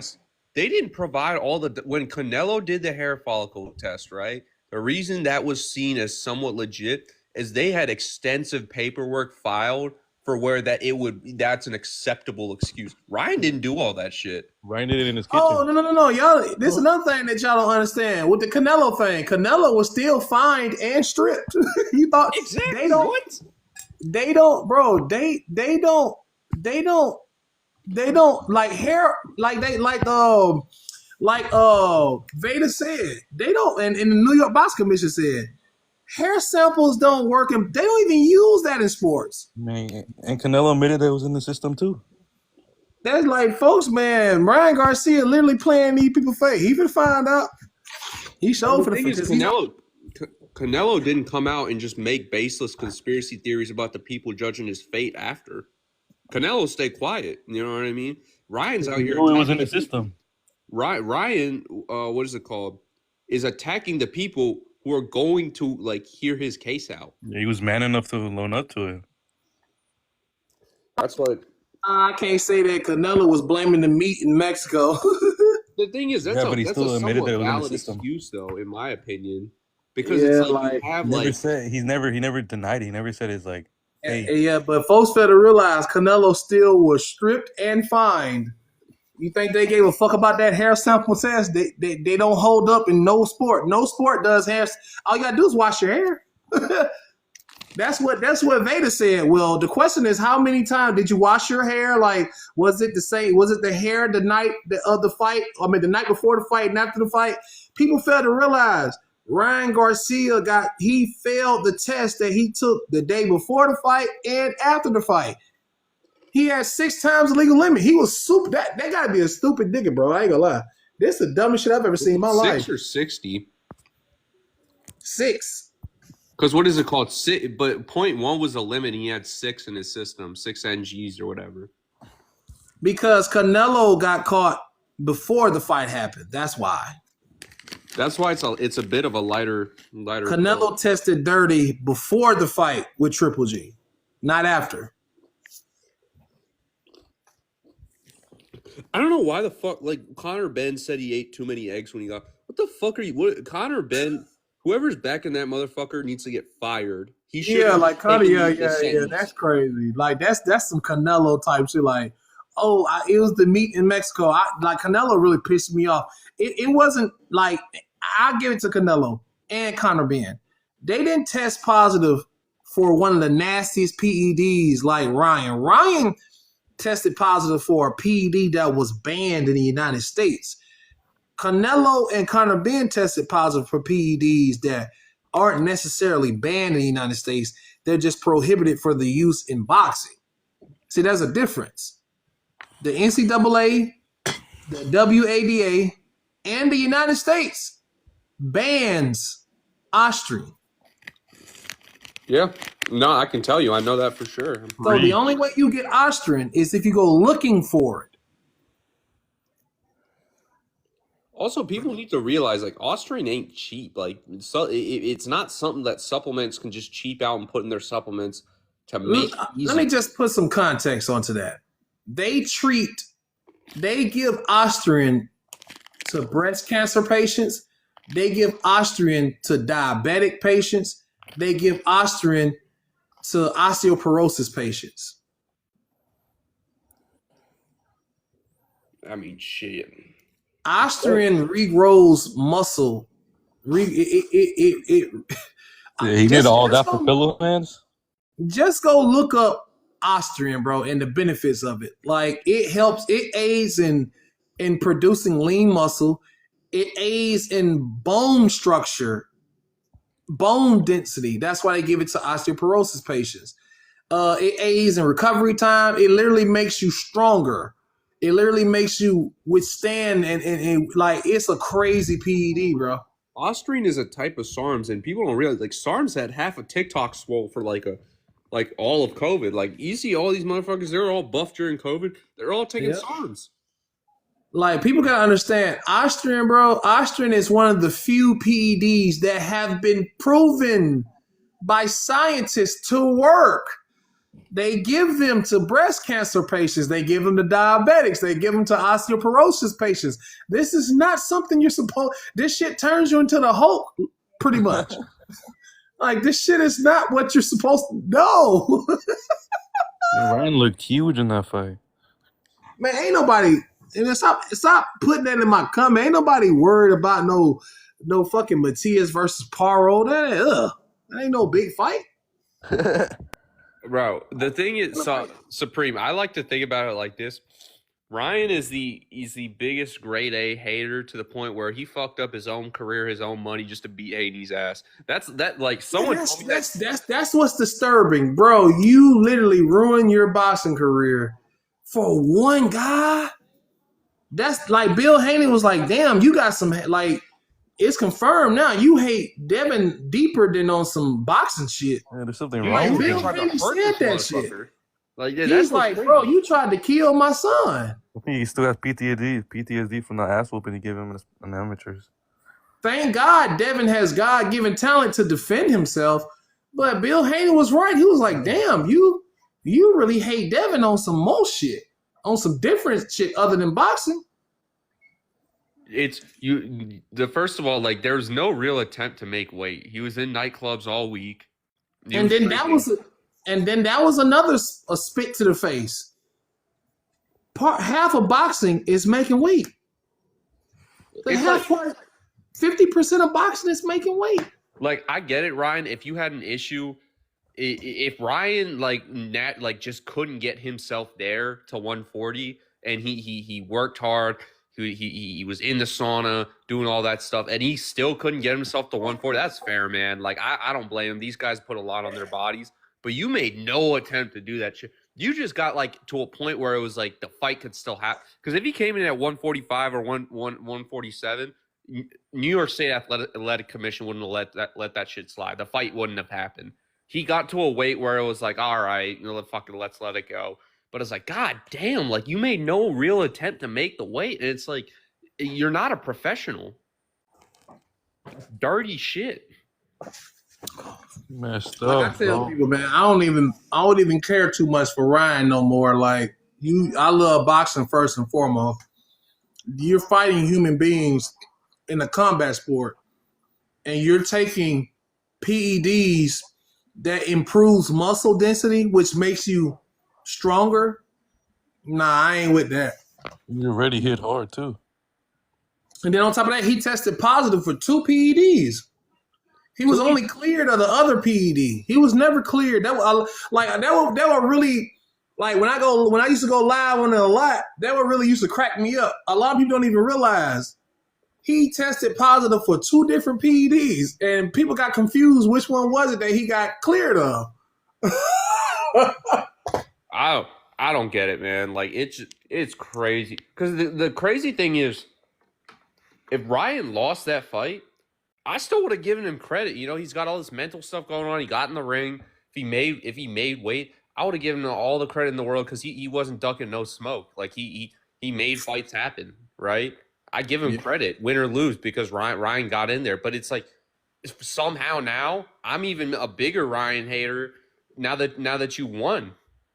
Yeah, like I never had a problem with Lil Ryan. I ain't gonna lie. I never had nothing against Ryan, but when you purposely, take PEDs for a fighter that is clean and is gonna make weight in this weight drain, I ain't got no in a combat sport. I ain't got no respect for you, bro. I really don't. Well, now if he would have took some different PED, I could forgive him if he took a different PED. But you took something that they treat terminally ill people with, and it improves and it helps them out. I ain't with that. They treat breast cancer. Just go look up that shit. They treat breast cancer patients and diabetics with this shit. Now it's like, bro, at some level, it's like you had an amazing Ryan. Like, to be honest, Devin Haney did have, in my opinion, he did have technical flaws that Ryan could have. That was still like a 60. Like, I would have given 60% Haney. It's still a 60-40 fight. You know what I mean? In my opinion. Yeah. Like, Ryan had a good shot winning that shit clean. I mean, I don't know what. Like, you fucked it. You fucked up. You fucked your career up, and you fucked the money up. Which He is would like, have been given after the first round. He definitely fucked his bag up because I'm hearing he done lost a lot of endorsements. why would you want to? So, like, he's going on Twitter. He's accusing. He basically, like, just ruined taking the no guy's reputation responsibility, by antagonizing people. He called that dude on Twitter, like, I get it, Ray Jack's a troll, like, but you tried ruining the dude's reputation by putting out a fake case against him. Like they found he found a case in Texas of a 60-year-old dude who got caught with talking to minors, and then he said, "Oh, that was Ray Jack. That was Ray Jack."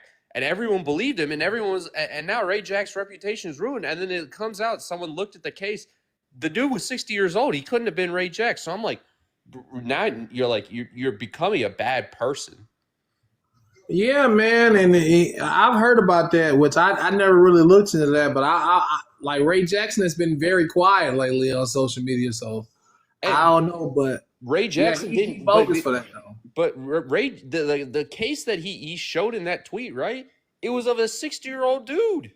Yeah, I didn't see the tweet, but I heard about it. But I don't like to do personal. I don't do personals. Yeah, it's like I don't know, man. Like you're alienating a good amount of boxing fans by all this. Yeah, then my biggest thing is Ryan Garcia. Ryan Garcia and Tank really get on my fucking nerve. They love bringing up Victor Conte. These niggas, especially Ryan. Ryan was 1 year old when Victor Conte got busted for giving steroids to baseball players. This was in 2005 when that man went to prison. Ryan is 26 years old. You do the math. Fucking what's my boy name? Fucking Tank was like 4 or 5. Like, come on, man. Y'all don't know nothing about no damn Victor Conte. He was still I in hope baseball. people understand Victor Conte, right? The reason he the one that he was part of Veda. No, his company was called Balco. He was never official of Veda. And then they say, but he's best friends with Devin Haney. The thing is, right? Devin Haney is signed to his company. He's best friends with Sean Porter, Terrence Crawford, Mario Barrios, but because it's Devin Haney, it's fishy. the thing is, right, with Victor Conte, the thing is you need people like Victor Conte to advise these anti-doping agencies because they like a guy like Victor Conte knows how this shit goes. He knows how these fighters do it, and you need someone like him involved so that he can advise you. Yeah, Victor Conte paid his debt to society. He did 5 years in federal prison. Like, why are you still bringing up? I hate that. Like, bro, you're 26 years old and you're talking about something that happened in 2005. Come on, man. You was a kid back then. A whole baby. What is it called? It's like, why do you think the FBI hires like hackers and stuff? You know what I mean? To advise them. Because it's like you need people like that to advise you to create a better product, and that's what VADA was doing. They were using someone who knows how to dupe the system to learn how to close those loopholes. I don't know who hate Devin more, Ryan or Tank. Ryan, look at what he did. Austrian. He blamed it on a supplement. Guess what happened to him? He got suspended for 2 years, and he got TKO'd in the fight he was in. Lucian Bute, he tested positive for Austrian. He blamed it on a supplement he took for sleeping. Guess what happened to him? He got fined $50,000 and he got banned for a couple of months. These people they have a zero tolerance when it comes to this shit. Like, come on, man. Especially New York State Athletic Committee. New York doesn't play. Like, all the stuff that Vegas, like, I'm very critical of Nevada for some of the stuff they do. All the stuff that you can get away with in Vegas, you can't get away with that in New York. New York doesn't let that slide. California and New York are very strict. California's been releasing fight night weights because they know it's like this weight, all this weight draining, these rehydration clauses, this over rehydration. They know it's a cancer to the sport. And they're fighting it. Nevada don't care. Yeah. Nevada's run by the mob. Shoot. Yeah, man. Like, it's just sad to see. Like, I never had a problem with the kid. Like, I'm a fan of Devin Haney, but that's as far as it goes. Like, I'm not obsessed with the man. You know, he took an ass whooping, but to say that Ryan didn't have a crutch, come on, man. Come on, man. That man rocked Devin 30 seconds into the fucking first round. 30 that really was a red flag that people didn't recognize. That your alarm should have went off in your head like, wait a minute.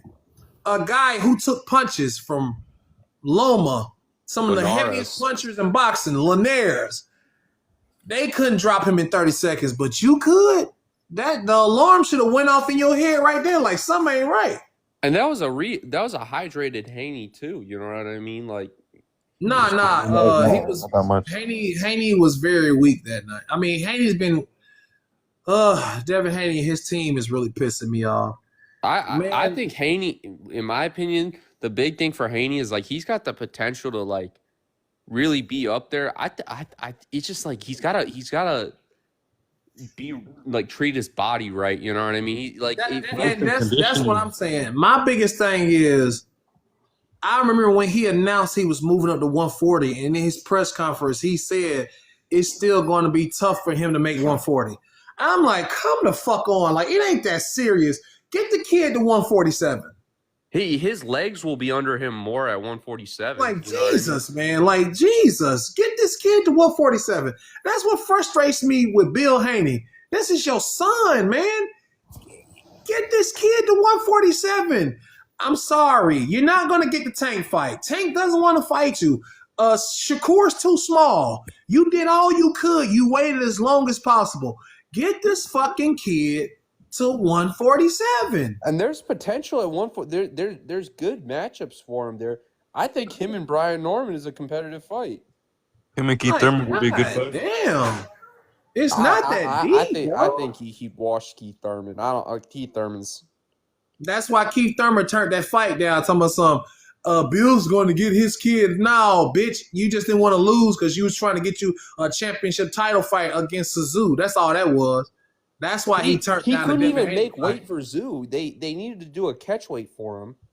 They even offered Keith Thurman the bigger split like Devin always does. He always takes the smaller split. That's what it's crazy to me too. It's like, bro, Devin, like, I get it, like, now that it's coming out, all this stuff about Ryan, but it's like the dude, I feel bad for the guy. Like, he took a smaller split to make the fight happen. He let the extra weight go. Yeah. Good luck, Supreme. Yeah, what's up? So what's the topic? Y'all talking about Dev? Yeah, you're right now. Like, I ain't gonna lie. I'm not on no funny shit. Like, that's the only reason why I felt bad for Devin, because Devin didn't know. He was on some shit like, okay, I believe in myself. That I'm fighting another clean fighter. Fuck it, I'll fight him at a disadvantage. But god damn, you gonna juice up for him too?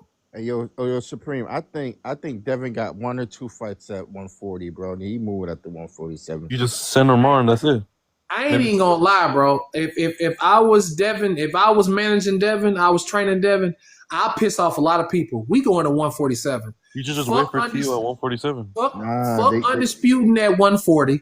This kid got a long. He could fight for the next 10 years. If they want that to be a great 10 years, they gotta stop having this kid constantly unhealthy. Nah, he wanted to wait till Boots move up to 154. A healthy Devin can beat anybody on this fucking planet. Like, I watched enough boxing to know Devin is special. That we just watched this kid get in the ring with a souped up fighter, get knocked down a total of 7 times, and he still won more rounds. I agree with that. That Ryan Garcia fight showed me that, okay, I wasn't tripping. That boy is special. He got rocked 30 seconds into the first round, and he won rounds 2 through 6. But you know what? A lot of casuals don't look at it that way. Like if you go look at that scorecard, Devin won more rounds. It's just the knockdowns were tremendous. That's what won Ryan the fight. That's why it was a close majority, a majority decision instead of a unanimous or a split. The thing is, like, I truly believe this, right? If Haney moves up to 147, he's going to start knocking dudes out because he's going to have his legs under him finally. And then the most important and the most I ain't gonna lie. I've never been more impressed with Devin Haney. Even when he beat Loma and he came undisputed and he beat Regis, which I was thoroughly impressed. But the man won the 12th round.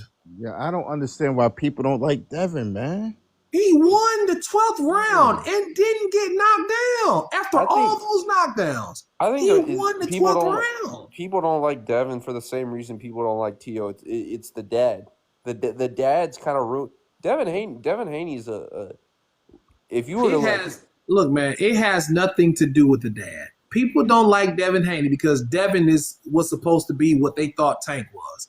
That's all that is. When you pose a threat to people's favorite fighters, you're gonna always be hated. And that's all that is. They said Tank was gonna go undisputed, but Devin did. They said the same reason why they hate Shakur. Y'all gotta understand that when people tell you can't do something and you do it, they gonna always hate on you, bro. They've been telling Devin majority of his career, you're the word, you're the bottom of the barrel, you're not the top of the division, you can't do this, you're not that good. And then he went out time and time again and showed y'all that he is that good. And that's why people hate him. He does what everybody tells him he can't do. I want to hear about Shakur.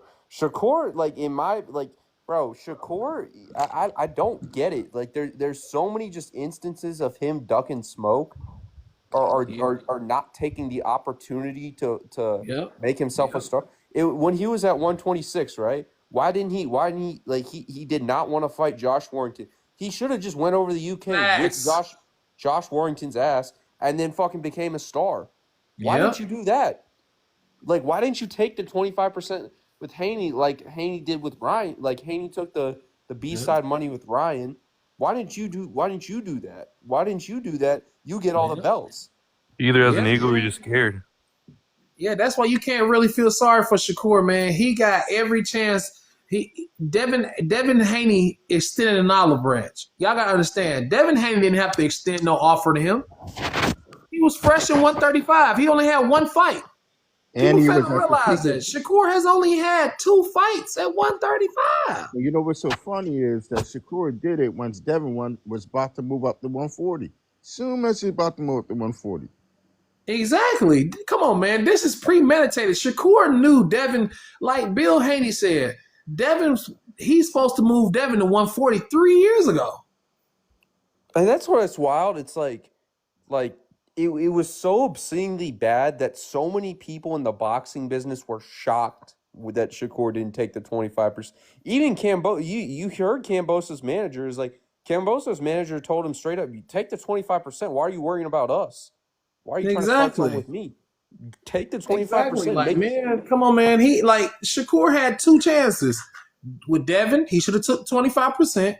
And then he, in hindsight, he apologized to his fans and admitted, I should have took 25%. That was like, even Devin told him, bro, that was your audition. You beat me, you become the man. Of course, should have rematched De Los Santos. That's why I think he should have been fighting. Then he got his second audition.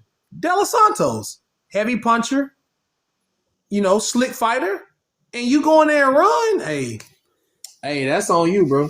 That's on you, gang. You need to fight De Los Santos again. That's the fight he should be fighting. And you know what? That's one thing I'll give Tank. He does need to get that man his rematch because you ain't get that. Come on, man. You ain't engaged. When 2 fighters combine for 500 punches in a boxing match, that is disgusting. Yo, everybody might think I'm funny. May laugh at me on here. I think Frank gonna win. Well, obviously Devin is not food because he tried to fight at 147 this year, but Conor Ben won't pick up the phone. Keith Thurman said no and then ran to 154. Boots was having promotional problems. Of course, he's not going to fight Terrence Crawford, of course. Mario Barrios does not want to pick up the phone. Mario Barrios is on this upward trajectory. What the fuck has he done recently? What has Mario Barrios done? He beat a walk. I don't know. What is it about Devin? It's like when he goes to fight people, they just don't want to fight him. Mario, I really don't get it. It's like what Haney's trying to do is the way he's trying to do it is good for the sport, in my opinion. He's not putting rehydration clauses on guys. He's like People don't realize that run Canelo like in 2019 when he It's very won a title at obvious you don't 168. watch. He had a rehydration clause in 3 Mario different weight Barrios classes. is number 5 at 147. By the way, it's obvious you don't watch boxing. He's like the number 1 WBC contender at 147. What the hell are He's you a champ talking? at 147, but who has he beat since he moved up to 147 is my thing. Yeah. Mario Barrios. I mean, but 147 is it's weird now because Stanionis. But now it might change because Stanionis is back. Mean Machine, he's gonna be back in the ring. So, I mean, like I said, bro, the thing is, I respect where Barrios is at. Like he worked himself back up after the Tank fight, but it's just like, what have you done to be above a Devin Haney fight? exactly. But y'all gotta understand, bro. But back to the Devin Haney thing though. Like, if I was Bill or Eddie Hearns, I'll piss a lot of people off. We're moving to 147. It's simple as that. He can be healthy there. Fuck that undisputed shit. If Devin can become unified at 140, hey, that's cool. Nobody else has that Ryan Garcia power at 140. So beat Matias. T.O.'s not going nowhere near Devin. He got to let that go. Beat Matias. He was still running. Russell or whoever. Beat the guy. Beat Matias. Beat anybody. Get you about 2 more fights at 140 and then go to 147, bro. There's no reason for him to stay there. What about Pitbull Cruz? Pitbull Cruz I'll too. piss off a lot of people. I ain't gonna lie. I'll Devin's vacate that gonna start WBC knocking title and people out move at him up to 147. 147. Mark Period. my word. If Devin Haney goes to 147, shoot, even 154, at some point, he's going to start knocking dudes out because he's going to have his legs under. That's what the problem's been this whole You time. can sit down on the shots. It's his legs. He hasn't, like, his legs are chicken legs at the weight he's at right now because he's draining himself. Exactly. Like, come on, man. Like, this is ridiculous. That's one thing I hate, how they're not managing. That's the most important thing, your fucking weight. You can't be cutting 25 pounds, bro. You just can't. Like, I used to play sports. I played football, bro. Cutting 15, 20 pounds, you pushing it. But 25? Like, come on. It ain't that Did deep. anyone else go to school with, like, the high school wrestlers? They would only be cutting, like, 5 to 10 pounds, and you look at them, they could barely function. I mean, at the most, you can cut 15, especially at a young age.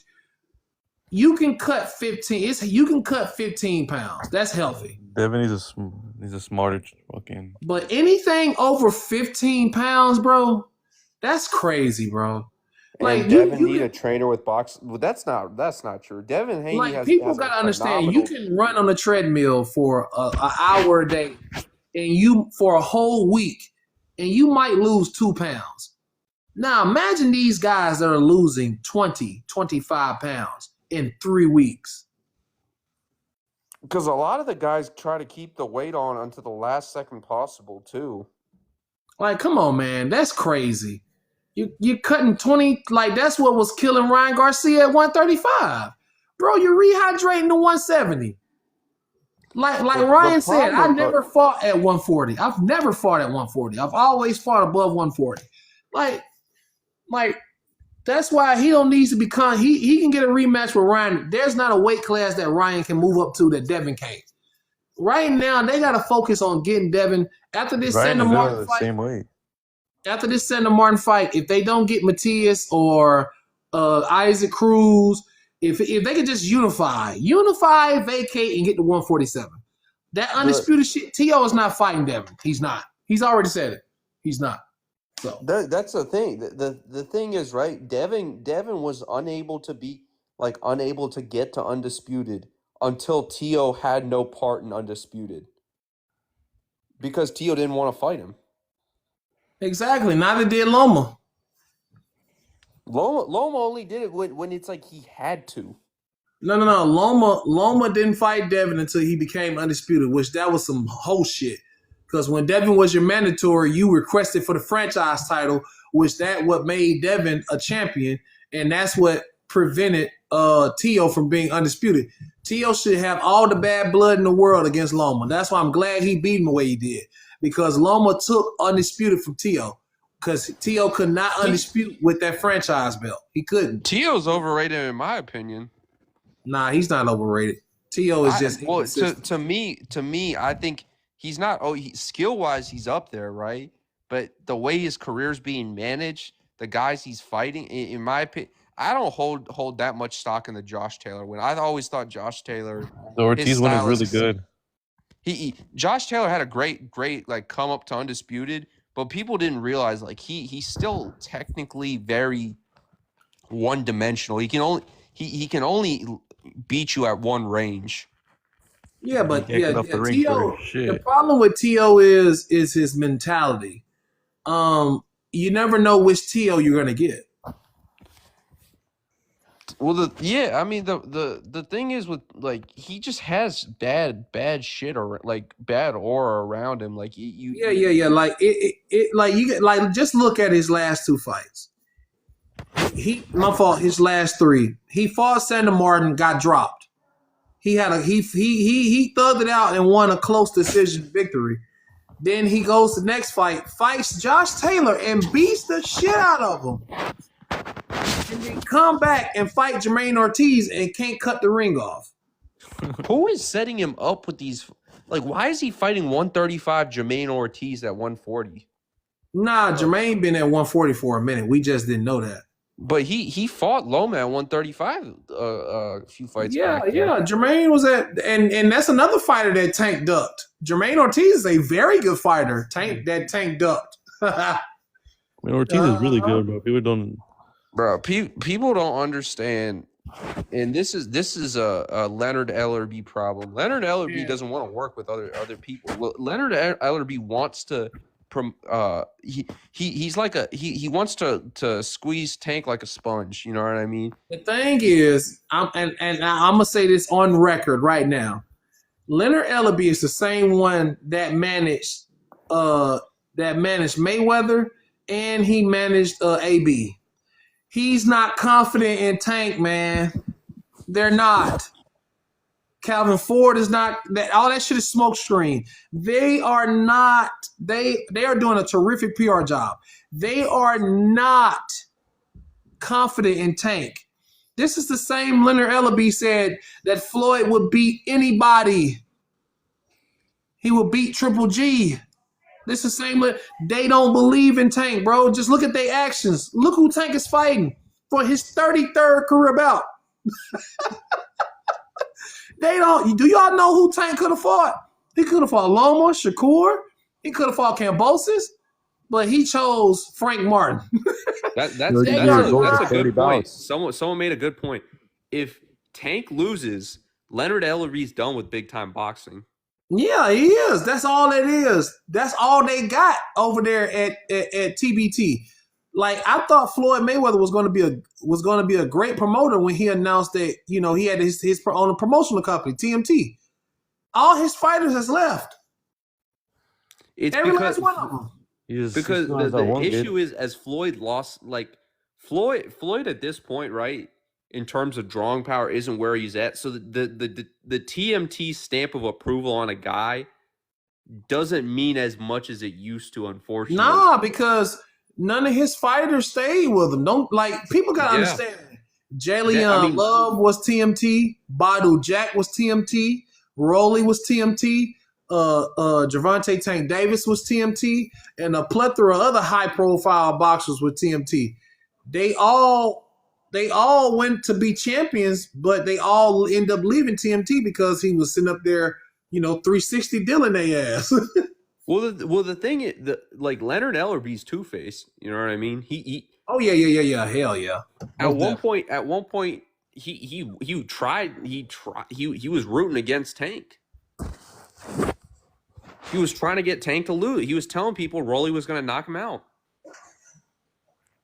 Because he felt at the time Rolly was more loyal to the promotion. I don't know. I think Leonard Ellerby needs to get out of box. I think Tank needs to. I don't know, man. Like Leonard's just a cancer to the sport. Yeah, but I keep trying to tell y'all, bro. Like, they don't believe in Tank. They don't. They didn't shelter Mayweather and AB. They didn't shelter Badu Jack. They didn't shelter Jalen Love. They didn't shelter Mickey Bay because they believed in him. They don't believe in Tank. I don't believe it for 1 second. Yeah, because a lot of people don't even know this or realize this. Tank has been at 135 since 2019. He has yet to fight a current former champion at 135.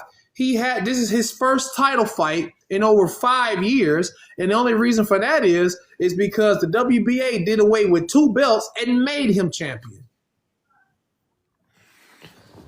Well, you know what though? It was funny though. Eddie Hearn was talking to Tank a while back and talking about, you know what I mean, fights for him. And Eddie Hearn caught a lot of flack for it, but Eddie Hearn was right. Yeah, Eddie Hearn had a point about Tank's career. They make it very obvious. Then even Arrow. Huh? Even Arrow. Yeah, I feel like the reason why they don't believe in Tank is his size. Come on, bro. He's a very small fighter. Like, come on, dog. Tank know goddamn well if he would have fought Devin in 2019, Devin was gonna beat that ass. He know that. He know Tio was gonna beat that ass. He know that. Especially Loma. He knows that. Tank is still 130. Like he fights at 135, but he's 130. Tank's supposed to fought Loma in like 2016, 2017. Tank's a weight bully at 130. He could have fought Loma at 130. He ain't want none. Tank hits 130. Tank. I think what we will see though, I think Tank beats Frank pretty easily. I think this is gonna be this is the first time, in my opinion, that Tank has fought a true 135 pounder without a weight restriction, and you're gonna see that. Them shots don't hit the same. Wasn't Rolly 135? Rolly was 135. Nah. Rolly was to get there. Rolly, he made 135, but I think he rehydrated to like 145 or some shit like that. But Rolly naturally Ice Cruz was a true 135er. That's about it though. Oh, my fault. Gamboa was a 135er, but he was. But Gamboa was shot at that point, in my opinion. There's nothing overrated about Loma. That's a very casual statement. How is Loma overrated? Like, the dude put up a damn good fight against Haney, and no one was gonna take that away from him. If Loma got his hand raised at the end of the fight, I don't think anyone would have thought that was crazy. I don't think it was crazy that Haney. It was a close fight, back and forth. He lost to Tio. All right, I mean, shit. But y'all gotta understand, this is my problem with Tank. This is my problem. He don't fight skill. He don't. I'm talking about elite skill. You can't say Tank will do this and that when he's never experiences a beat talent any day. He's never been in the ring with the lights, especially skill wise. He's never. It doesn't matter about if you got skill or not.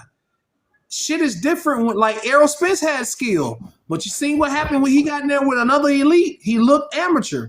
That's the same thing that's going to happen to Tank if he gets in the ring with a Devin or a Tio, a confident and focused Tio. You know what I'm saying? If he get in the ring with these guys, bro, he's going to get his ass kicked pretty thoroughly. He ain't gonna get dropped because he got a tremendous chin, but he's gonna look regular. That's why he stay away from these niggas. Tank is like the thing. What I would appreciate though, it's like if Tank is gonna act like, hey, I'm a prize fighter. I do this. I'm trying to protect the money. I don't want to fuck the money up. Man, Devin Haney and the Zone just disproved that with one gesture. That man turned down possible $40 million. They offered Tank $20 million and the bigger split. And I think Devin was willing to take 25%. So that would have put Tank at his highest payday, $40 million, $20 million guaranteed. And he said for all no. The belts. And he said no. Tank is telling y'all what he thinks about Devin. He would rather lose to anybody except Devin. Because that's little bro. I used to beat up on him. It's a pride thing. I used to beat up on him in sparring. I'm not finna get beat for him for it all. I'm not finna get beat by him. That's like the big brother getting whooped by the little brother. They ain't trying to have that. Now he don't need a Devin. Yo, Tank fans are the worst, bro. He made money with Ryan. Bro, he made $10 million with Ryan. Made $10 million with Ryan, bro. He $5 million guaranteed. Fuck out of here. People don't realize, A face of boxing still. Look up his purse for this fight. Oh, he a face of boxing. I bet y'all won't go see how much he making this fight. I will say, he's from Canelo, huh? Tank ain't made 20 million. He ain't made 15. Go look up what he making for this fight. Oh, he's supposed to be over Canelo. He's a cash cow, right? Canelo makes 60 million a fight. I do think Tank definitely made more than 10 mil for the Ryan fight, just based off the pure numbers. No, he did. He had. I could pull up the contract. He had $5 million. He had a $5 million guarantee, bro, and he had 50% of the pay-per-view. All you gotta do is do the math. Yeah, but 50% of the pay-per-view would have still been like $20 million after distribution after Showtime took their cut.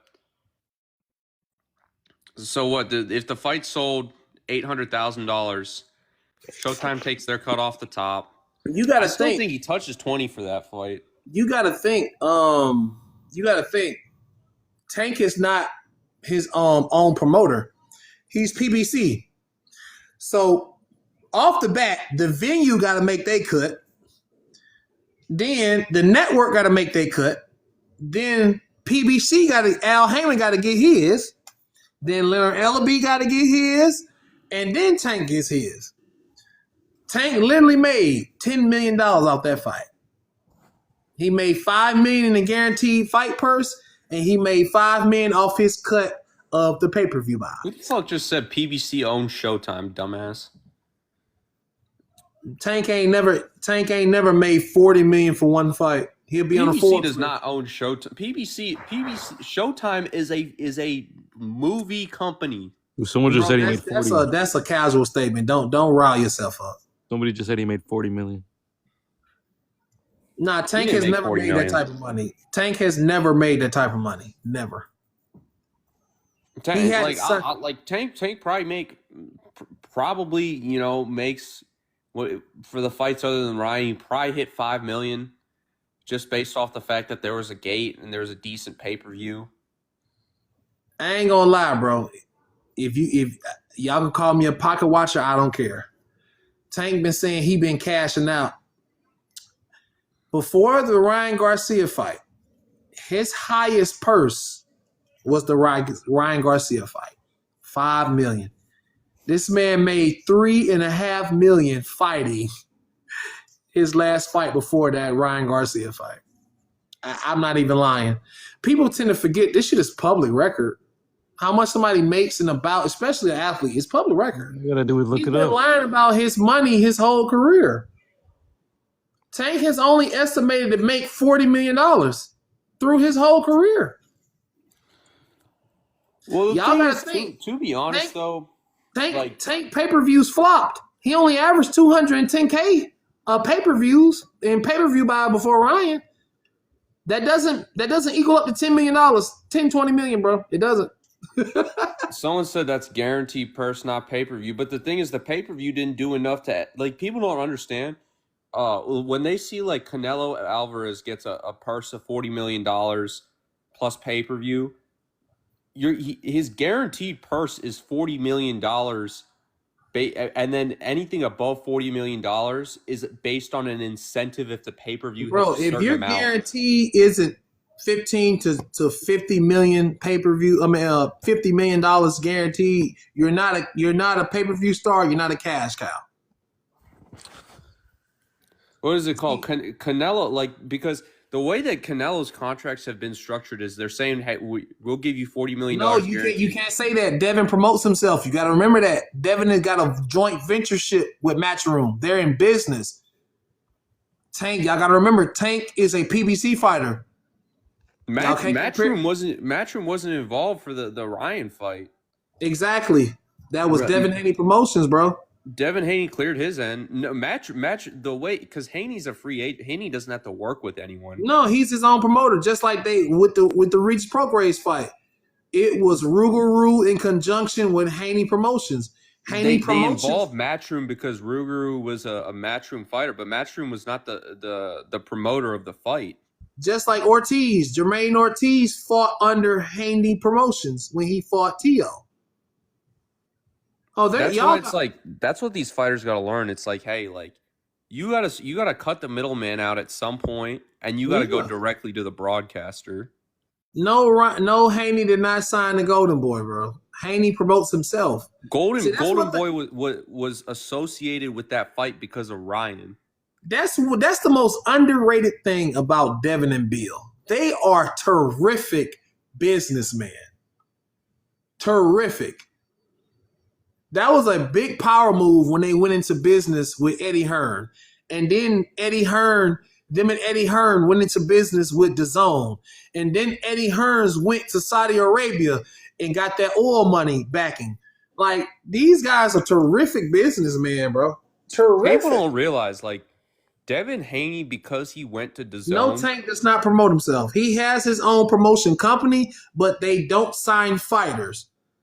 Tank is signed to PBC. If you go to the PBC website and look up their fighters, you're going to see Tank little ass on there. Tank lied to y'all. Haney originally, when he went to Matchroom, caught some flack because Eddie Hearn has never promoted and brought up an African American fighter. But the problem is, like, that doesn't matter. You got to work with the broadcaster. You got to make the platform. You can't let the platform make you. Yeah, like Tank lied to y'all when he said, I'm my own boss when he had his last fight with TMT. Tank lied to y'all. And his last fight was Ryan Garcia. That was his last fight under TMT. Tank lied to y'all. He ain't do nothing but leave TMT and sign with PBC. He still stayed with PBC. He's Tank with what is it called? TGB now. So who got more money? Tank or Devin? I mean, inside, if you go boxing, Tank has made more money off boxing. But here's another underrated thing about Bill and Devin: they are real estate giants in Houston. Y'all ain't see when Devin took Gilly them to his house, and that man got all them damn $1 million cars. That's another thing that they don't talk about when it comes to Devin Haney and his dad. They are real estate giants in the South. They own a lot of shit. And Devin has endorsements from Snack, Fashion Nova. Like people know, man, Devin is cashing out, bro.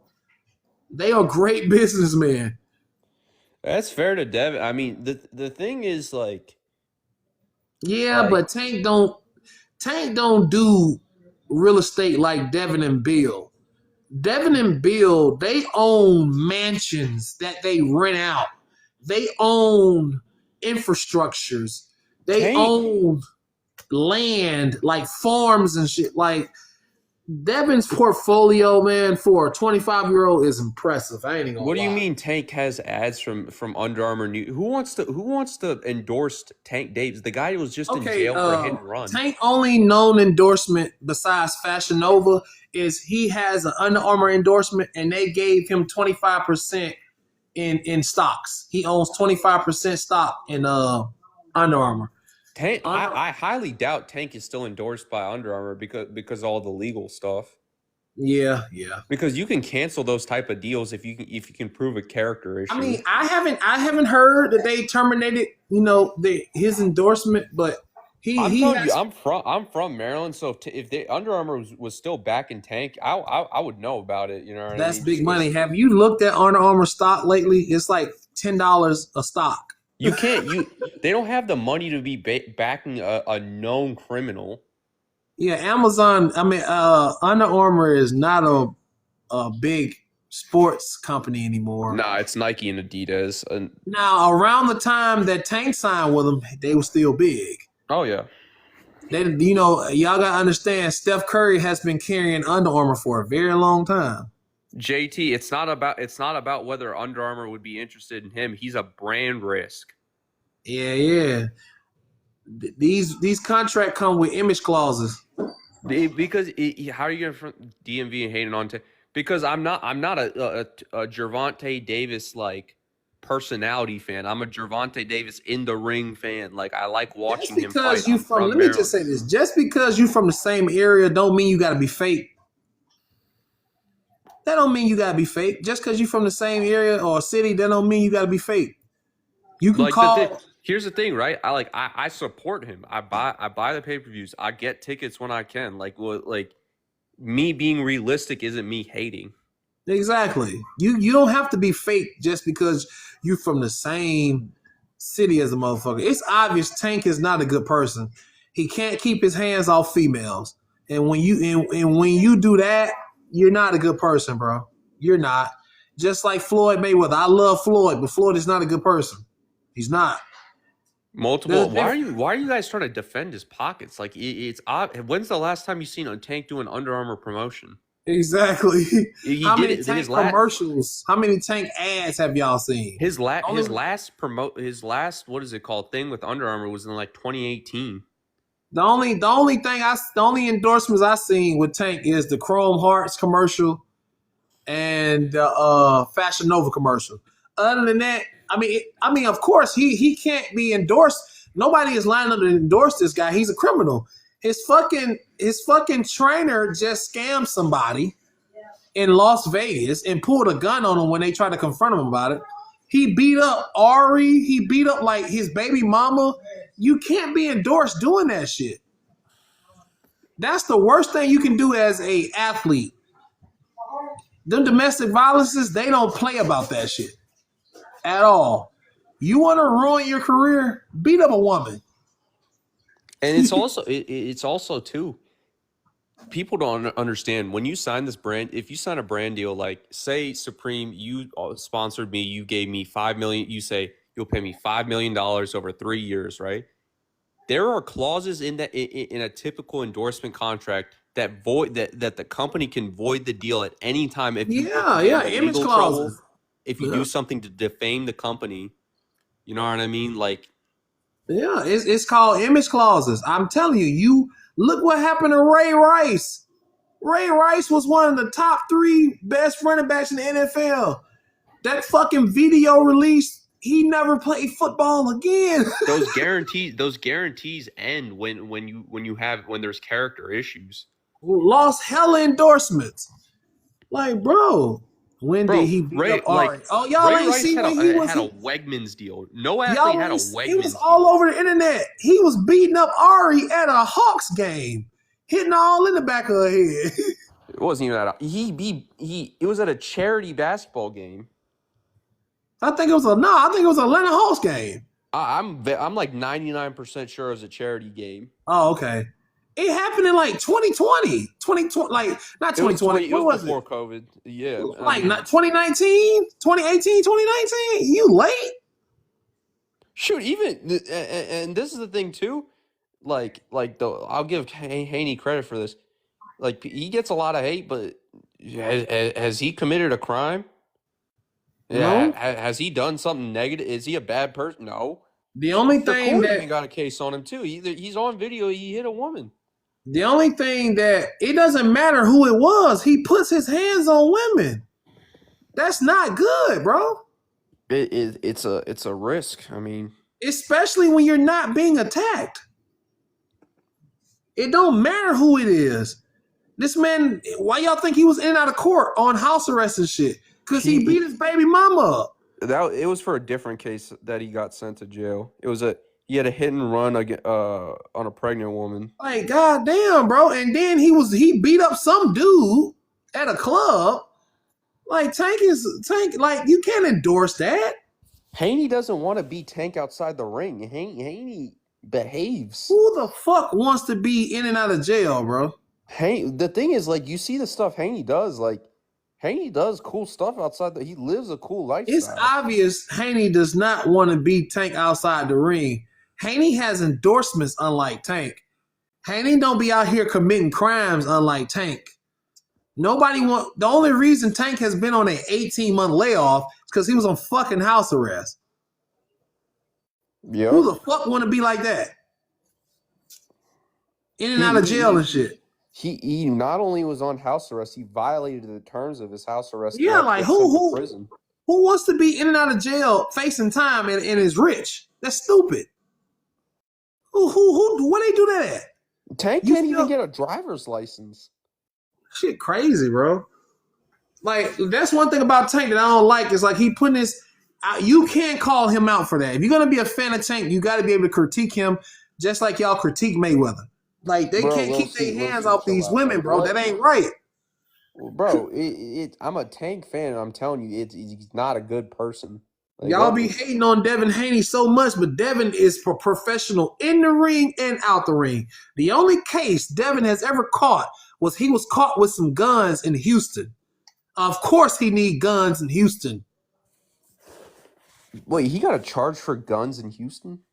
Yes, he got caught with how you get a case for that? AR pistol. Yeah, they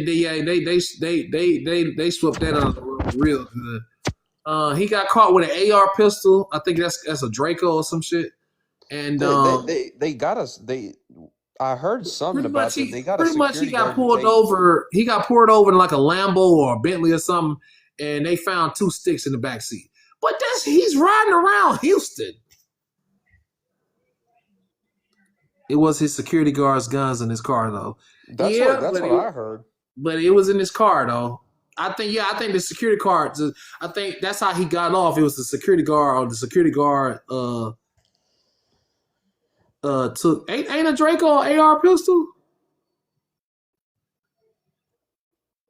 Yeah, that's what I'm questioning. How you get a gun charge in Houston? Houston's a pretty. I mean, Texas is pretty lax on that stuff. I think he had some guns that civilians not supposed to have. What's the difference between a Draco and an AR pistol? Because I could have sworn they look alike. I think what happened was he probably had an unregistered firearm. Nah, he's not a Well, yeah.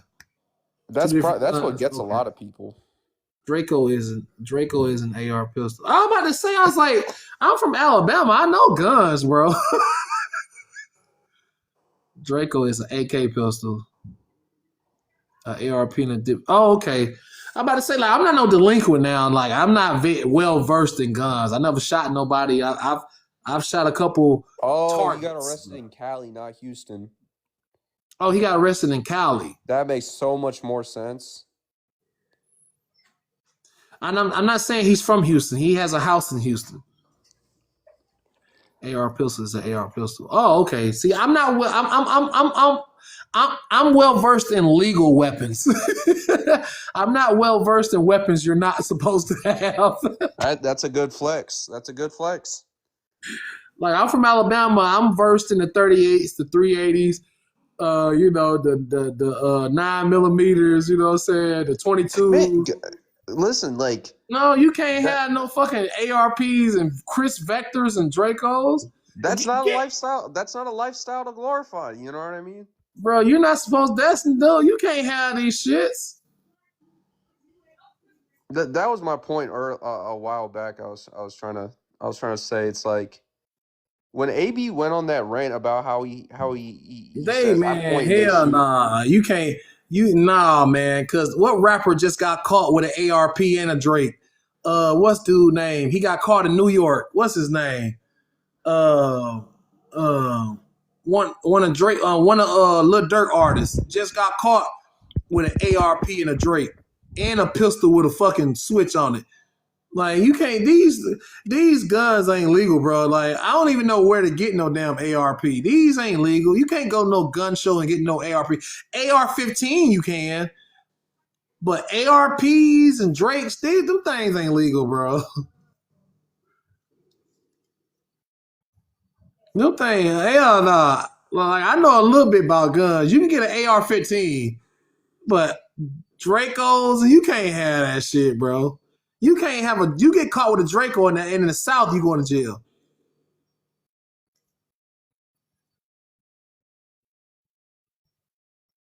Oh, okay. So you might can't have an ARP. Okay, because I'm about to say I know for like if you can't go to a gun show and get it, it's not legal. Hell no.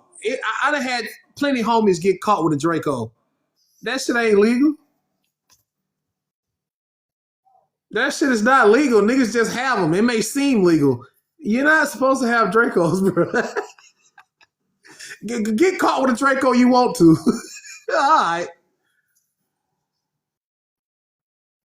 Oh, okay. Hell nah. Draco ain't legal, bro. They were felons pre. Oh, okay. A Draco is legal? Do you know they passed a law you can walk around with yeah, no license carry. But I thought that was just like to certain guns. I didn't know that Dracos, you can have them legally. No wonder I see them everywhere.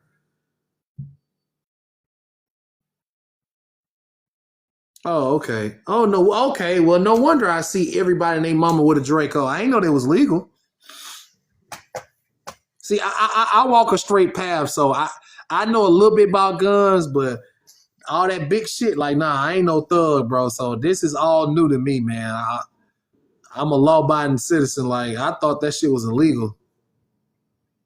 Go get you a Drake. Nah, I don't need no Drake. I don't need one, bro. I might go get me a handgun or something, but it's an overrated gun. That's why. Oh, okay. Because I'm about to say, I live in Florida, and I see them bitches everywhere. I like Tank. I ain't gonna lie. I live in Florida, and everybody and their mama got Dracos. Niggas 17 years old got Dracos. Like, I did not know they was legal. Man, you can have a 50 cal. Yeah, but who's gonna that you know that kickback and that shit is crazy. That recoil, like nobody's like you. That's a terror. You seen the video about T.O. today? Like the recoil on a 50 cal will probably rip your shoulder out of place. You can't lie. This is a good fight. This is not a good fight, bro. You charging $75, people $75. This is another. I look at Frank Martin like I look at Ryan Garcia and Rolly, man. Like, why? Oh, okay. I say I'm from the South. I thought Draco was illegal. Now that I know they legal, that explains a lot why I see them so much. When I say everybody and their mama got them bitches, everybody and their mama got a Draco. Oh my goodness. But he doesn't have the experience though. Like he doesn't have the experience though. Oh, okay. See, I'm not a big gun guy. Like, you know, I hate guns. I like fighting. Frank's coach keeps taking L's. How? How is his coach taking L's? He don't throw uppercuts either. He do. It just he doesn't throw them very often. I'm going to the fight Saturday. Okay. Draco's played out ARPs and style now. Frank should have fought Keyshawn first. Man, yeah. Man, I live in the South, bro. I done seen dudes with Chris Vectors. I'm talking about young dudes. I done seen young dudes walk around. Like, I live in Florida. I'm from Alabama, but I live in Florida. I done seen young dudes walk around pulling Chris Vectors out of their jeans.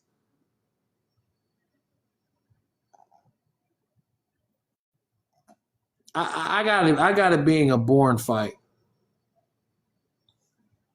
I got it being a boring fight. Too low input. I'm in Florida too. Oh, okay. What you think of Cody Crowley pulling out the Boots fight? Man, he may have got injured. I don't know, but it seems like an injury bug going on because the fighter that was supposed to fight Terrence Crawford, he just pulled out the fight with Terrence Crawford because of injury. So, oh no, man. David Benavidez, we'll see. Chris Vector, a nice tool. Yeah, I done seen youngins walk around with them, and I know them illegal. That's a Russian gun. I know that's illegal. Can't have no damn Chris Vector. Nah, it's a lot of stabbings up north because y'all got a lot of Caribbeans. That's why it's a lot of stabbings up north. Y'all have a lot of Caribbeans and Latinos up there, motherfucker. That's why it's a lot of stabbings up north. It's gun. Motherfuckers got guns up north because they buy 'em from down south. Trust me, I know. It's a lot of stabbings up north because y'all got them Caribbeans and them fucking Latinos.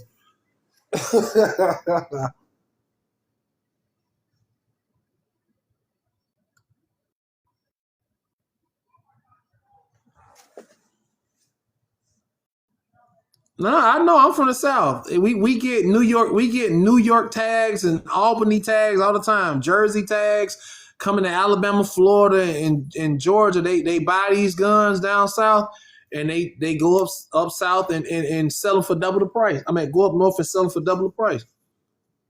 Damn, I don't think I should have said that on live. Some states don't have a stand your ground law. It's very few states that got stand your ground law. I think Florida is the most notorious one. And they trying to get the governor over here to abolish that stand your ground law. But it works. We don't have a lot of home invasions because we got stand your ground law. I love Florida. If they threaten your life in your yard, you can put them down. What you think about the David Benavidez fight? It's a tune-up. It's a tune-up. Yeah, that's why I moved to Florida. It's a stand your ground. I love that stand your ground law. Love it. I feel like that'll stop a lot of crime in a lot of states. When motherfuckers start blowing these niggas ass out their house, trust me. Arizona got the best gun laws. Nah, Florida got the best gun laws. They got the ICE law. 5 years for each bullet, 10 years for just having a gun. Florida got the best gun law. That ICE law don't play. That ICE law is crazy. That ICE law, good. Just look up the Florida ICE law. They call it the ICE law because it's cold. That shit is cold, bro. No. I think Terrence Crawford is fighting Josh Kelly now.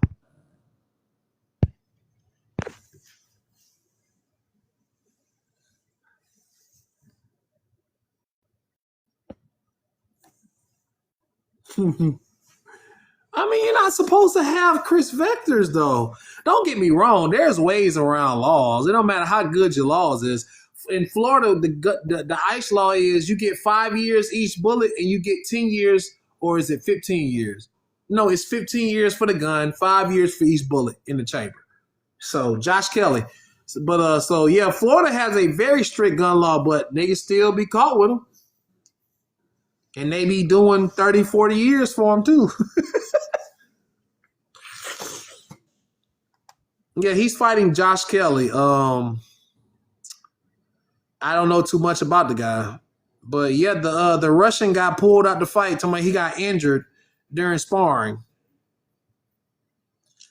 So now they're negotiating a fight for him with Josh Kelly in Saudi Arabia.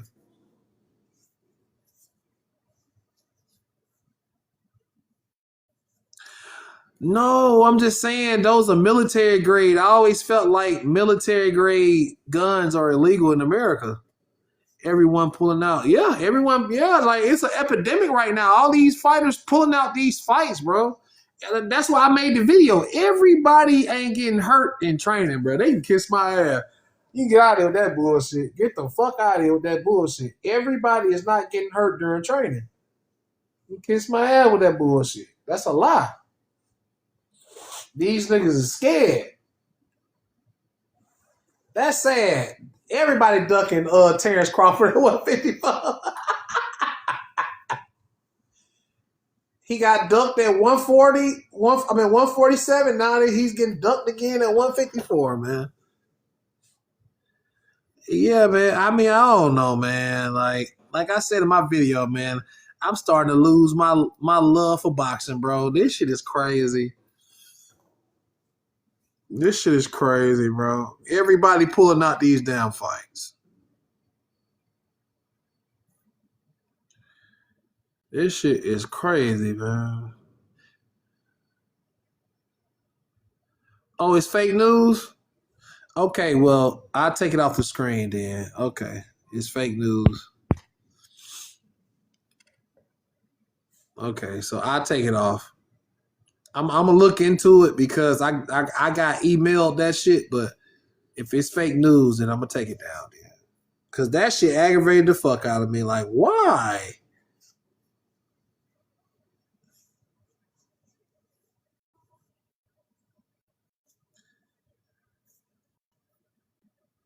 Hell yeah, T.O. career is weird because he should be, his name should be as one of the top pound for pound fighters.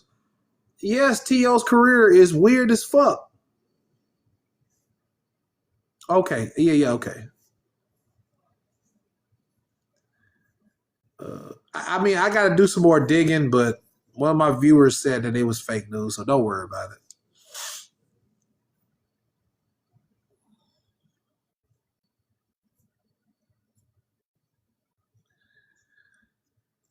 Come on, man. T.O., y'all got to think about it, man. T.O. got the resume. He has everything. Like, he's done everything. Like, how is he not making 15, 20 million a fight is crazy to me. How he's not in the conversation as one of the top 5 pound for pound fighters in the world is crazy to me. And I love boxing. T.O. has it all. 2-time lineal champion. Like, how? 2-time unified. How is he not on the pound for pound list? How is he not being talked about a lot? Like, how? He's I think he's Honduran. Fuck it. He's Hispanic. Like, come on, bro. Like, this is weird. He's accomplished so much and still fighting for $4 million. Shit is crazy. He's a solid fighter. He should be making bukus of money. Buku.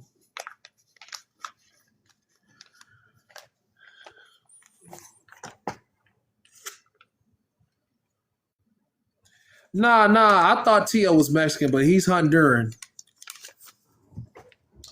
David Benavidez isn't Mexican either. He's El Salvadoran.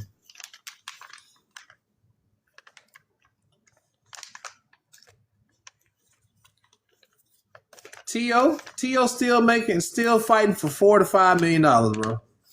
This shit is sad, man. I love Crawford. Ecuadorian. Oh, my fault. Ecuadorian. My bad. Yeah. I knew it was one of them. They all the same to me. Oh, okay. When I say Ecuadorian, El Salvador, they all look the same to me, except for Mexicans. But El Salvadorians, Ecuadorians, they all look the same to me, bro. T.O. does it to himself. I don't see how though. Like, he's what people like: obnoxious, charismatic, flashy. Like, I just don't get like why it hasn't panned out for him. What would your reaction be if Canelo and Crawford agreed to fight? I'd be excited. T.O. remind me of Hector Camacho. Oh, wow. No, Camacho was a star though. Camacho showed he appeared on an episode of Martin. So nah. I got Tank. I'm taking Tank. He is what Tank is. So what was that Crawford news? Fake news? One of my viewers said it was. So I'm gonna look into it. I'm gonna look more into it because I follow Terrence Crawford. So I'm gonna go look on his page when I get off live. And then if it's indeed fake news, then I'll take that video down. But I got emailed that, so I'm gonna have to look into it. I'm definitely gonna look into it before I take the video down.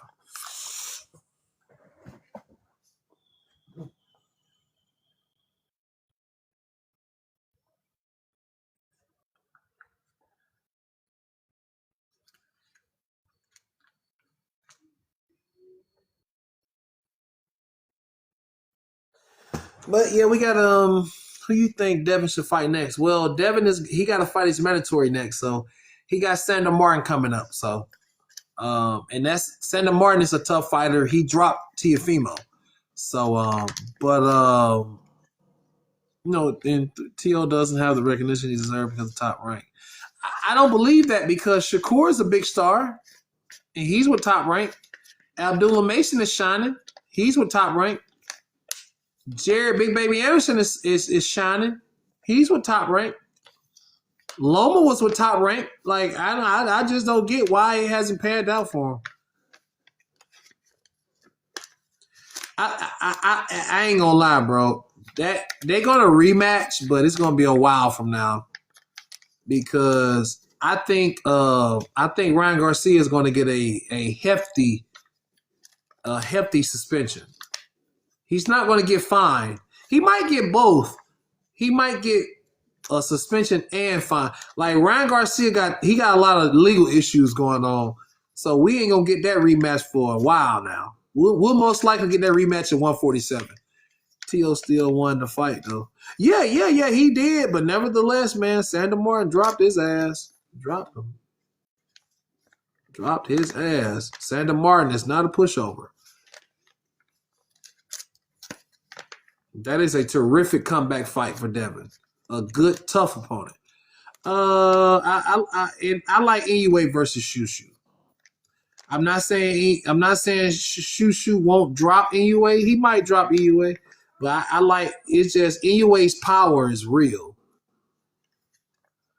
No, that's an evenly matched. Shushu looks very good. I just feel like Inoue's power is the difference because we just watched Inoue get dropped and then he stopped dude. So I thought T.O. was going to get the recognition after Josh Taylor. I did too. Bro. I did too, man. It's sad, man. T.O. and the fighters like T.O., Devin, and Loma would have been megastars in the 2000s. Fighters like Teofimo, Loma, Devin Haney, Shakur, they would have been megastars 15 years ago. If they would have dropped in about the mid-2000s, they would have been megastars. Because we respected resumes back then. Yeah, that too. Yeah, T was very inconsistent. He dominated Loma and then lost to Kambosos. He come back at 140, get dropped by Sandor Martin, beat Sandor Martin, and then dominates Josh Taylor, and then can't cut the ring off against Jermaine Ortiz. Like, T.O. is a very frustrating fighter to be a fan of, I must say. All these roller coaster performances is really aggravating. I just hope that, T.O. can get his just due before his career is over, man, or he fall off. Like, I hope he get his just due because he deserves it. He deserves it, man. He's beaten the best. He deserves it, man.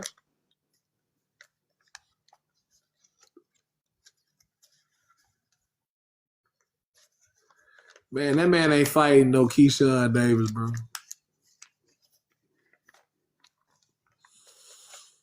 Hopefully, I just pray that the man gets his recognition, bro, because he definitely deserves it. T.O. T.O. shouldn't be begging for paydays. That's why he retired the first time.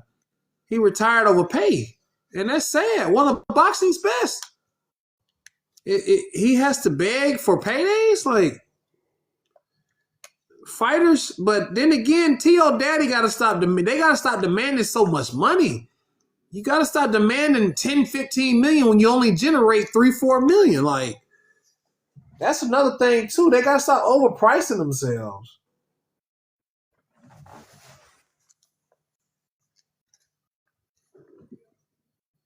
Like, Teofimo was supposed to fight Matias this year. Him and Matias, they agreed to fight. They signed a contract. Matias and T.O. was supposed to fight this year in February on the 6th. But Matias pulled out the fight because he got injured during training. Like, T.O. ain't scared of shit. I think that hand injury was bullshit. I ain't gonna lie. I think that hand injury was bullshit.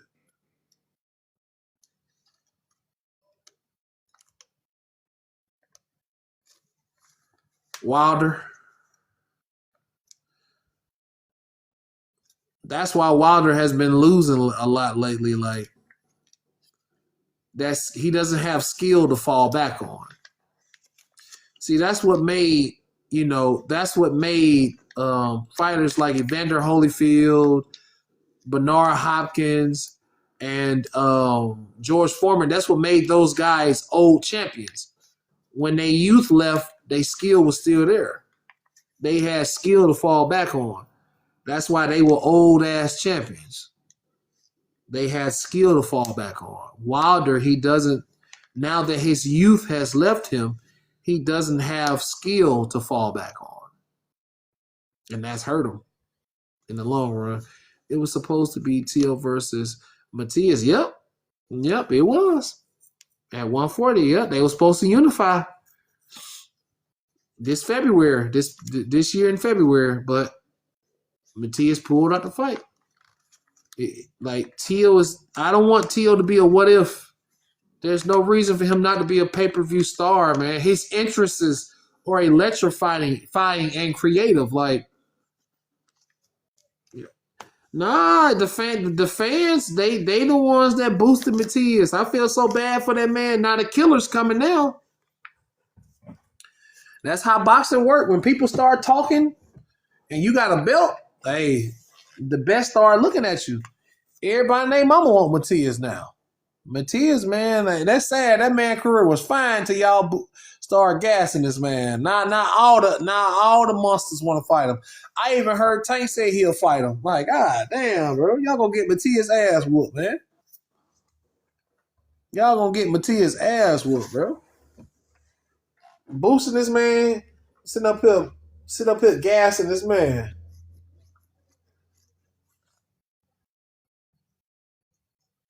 Matias said that's why he left Top Rank. They was trying to put him in the ring with Boots.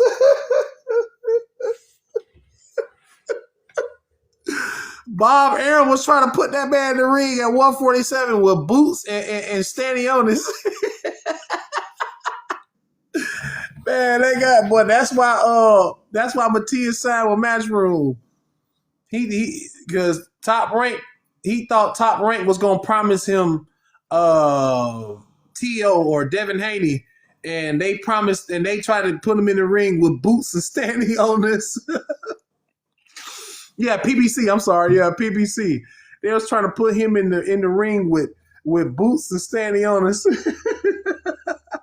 He was playing pool one day after he pulled out cause exactly, that was some bullshit. My fault. PBC. He talking about something. They tried to put him in the ring with Boots and Stanionis. Damn, at 147, I didn't even know he could move up to 147. Oh shit! They tried to max that nigga ass out quick. Oh, you the boogeyman, huh?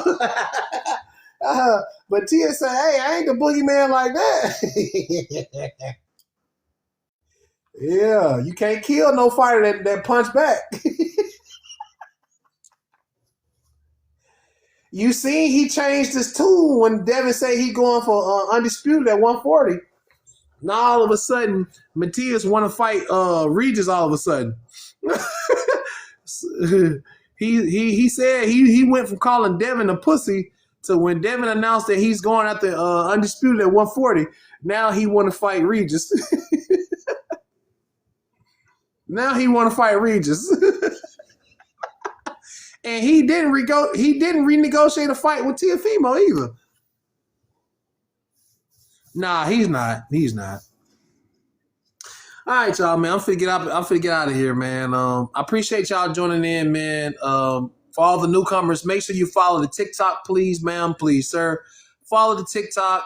The link to my YouTube is in my bio. Subscribe to the YouTube. Yes, I upload videos to my YouTube. So I appreciate y'all joining me. I'm finna get up out of here. But anybody that think a Flatfoot is gonna smoke Devin, like, come on, bro. You think they'll be in upset in the David Benavidez fight? I don't know. It seems like a tune-up to me. Devin don't want no smoke with Matias. He's actually went on record and said he plans on fighting either Matias or Tio next after Santa Martin. So I don't know what you're talking about. No one wants to fight Matias. That's false. Where y'all been at? Even Matias' trainer said the only fighter that's actively pursuing a fight with Matias is Devin Haney. Matias' own trainer said that. Where y'all been at? But like I was saying, I'm finna get out of here though, y'all. Subscribe to the TikTok, subscribe to the YouTube, follow the TikTok page. I appreciate y'all, man, and I will see y'all tomorrow. Y'all have a good night, man.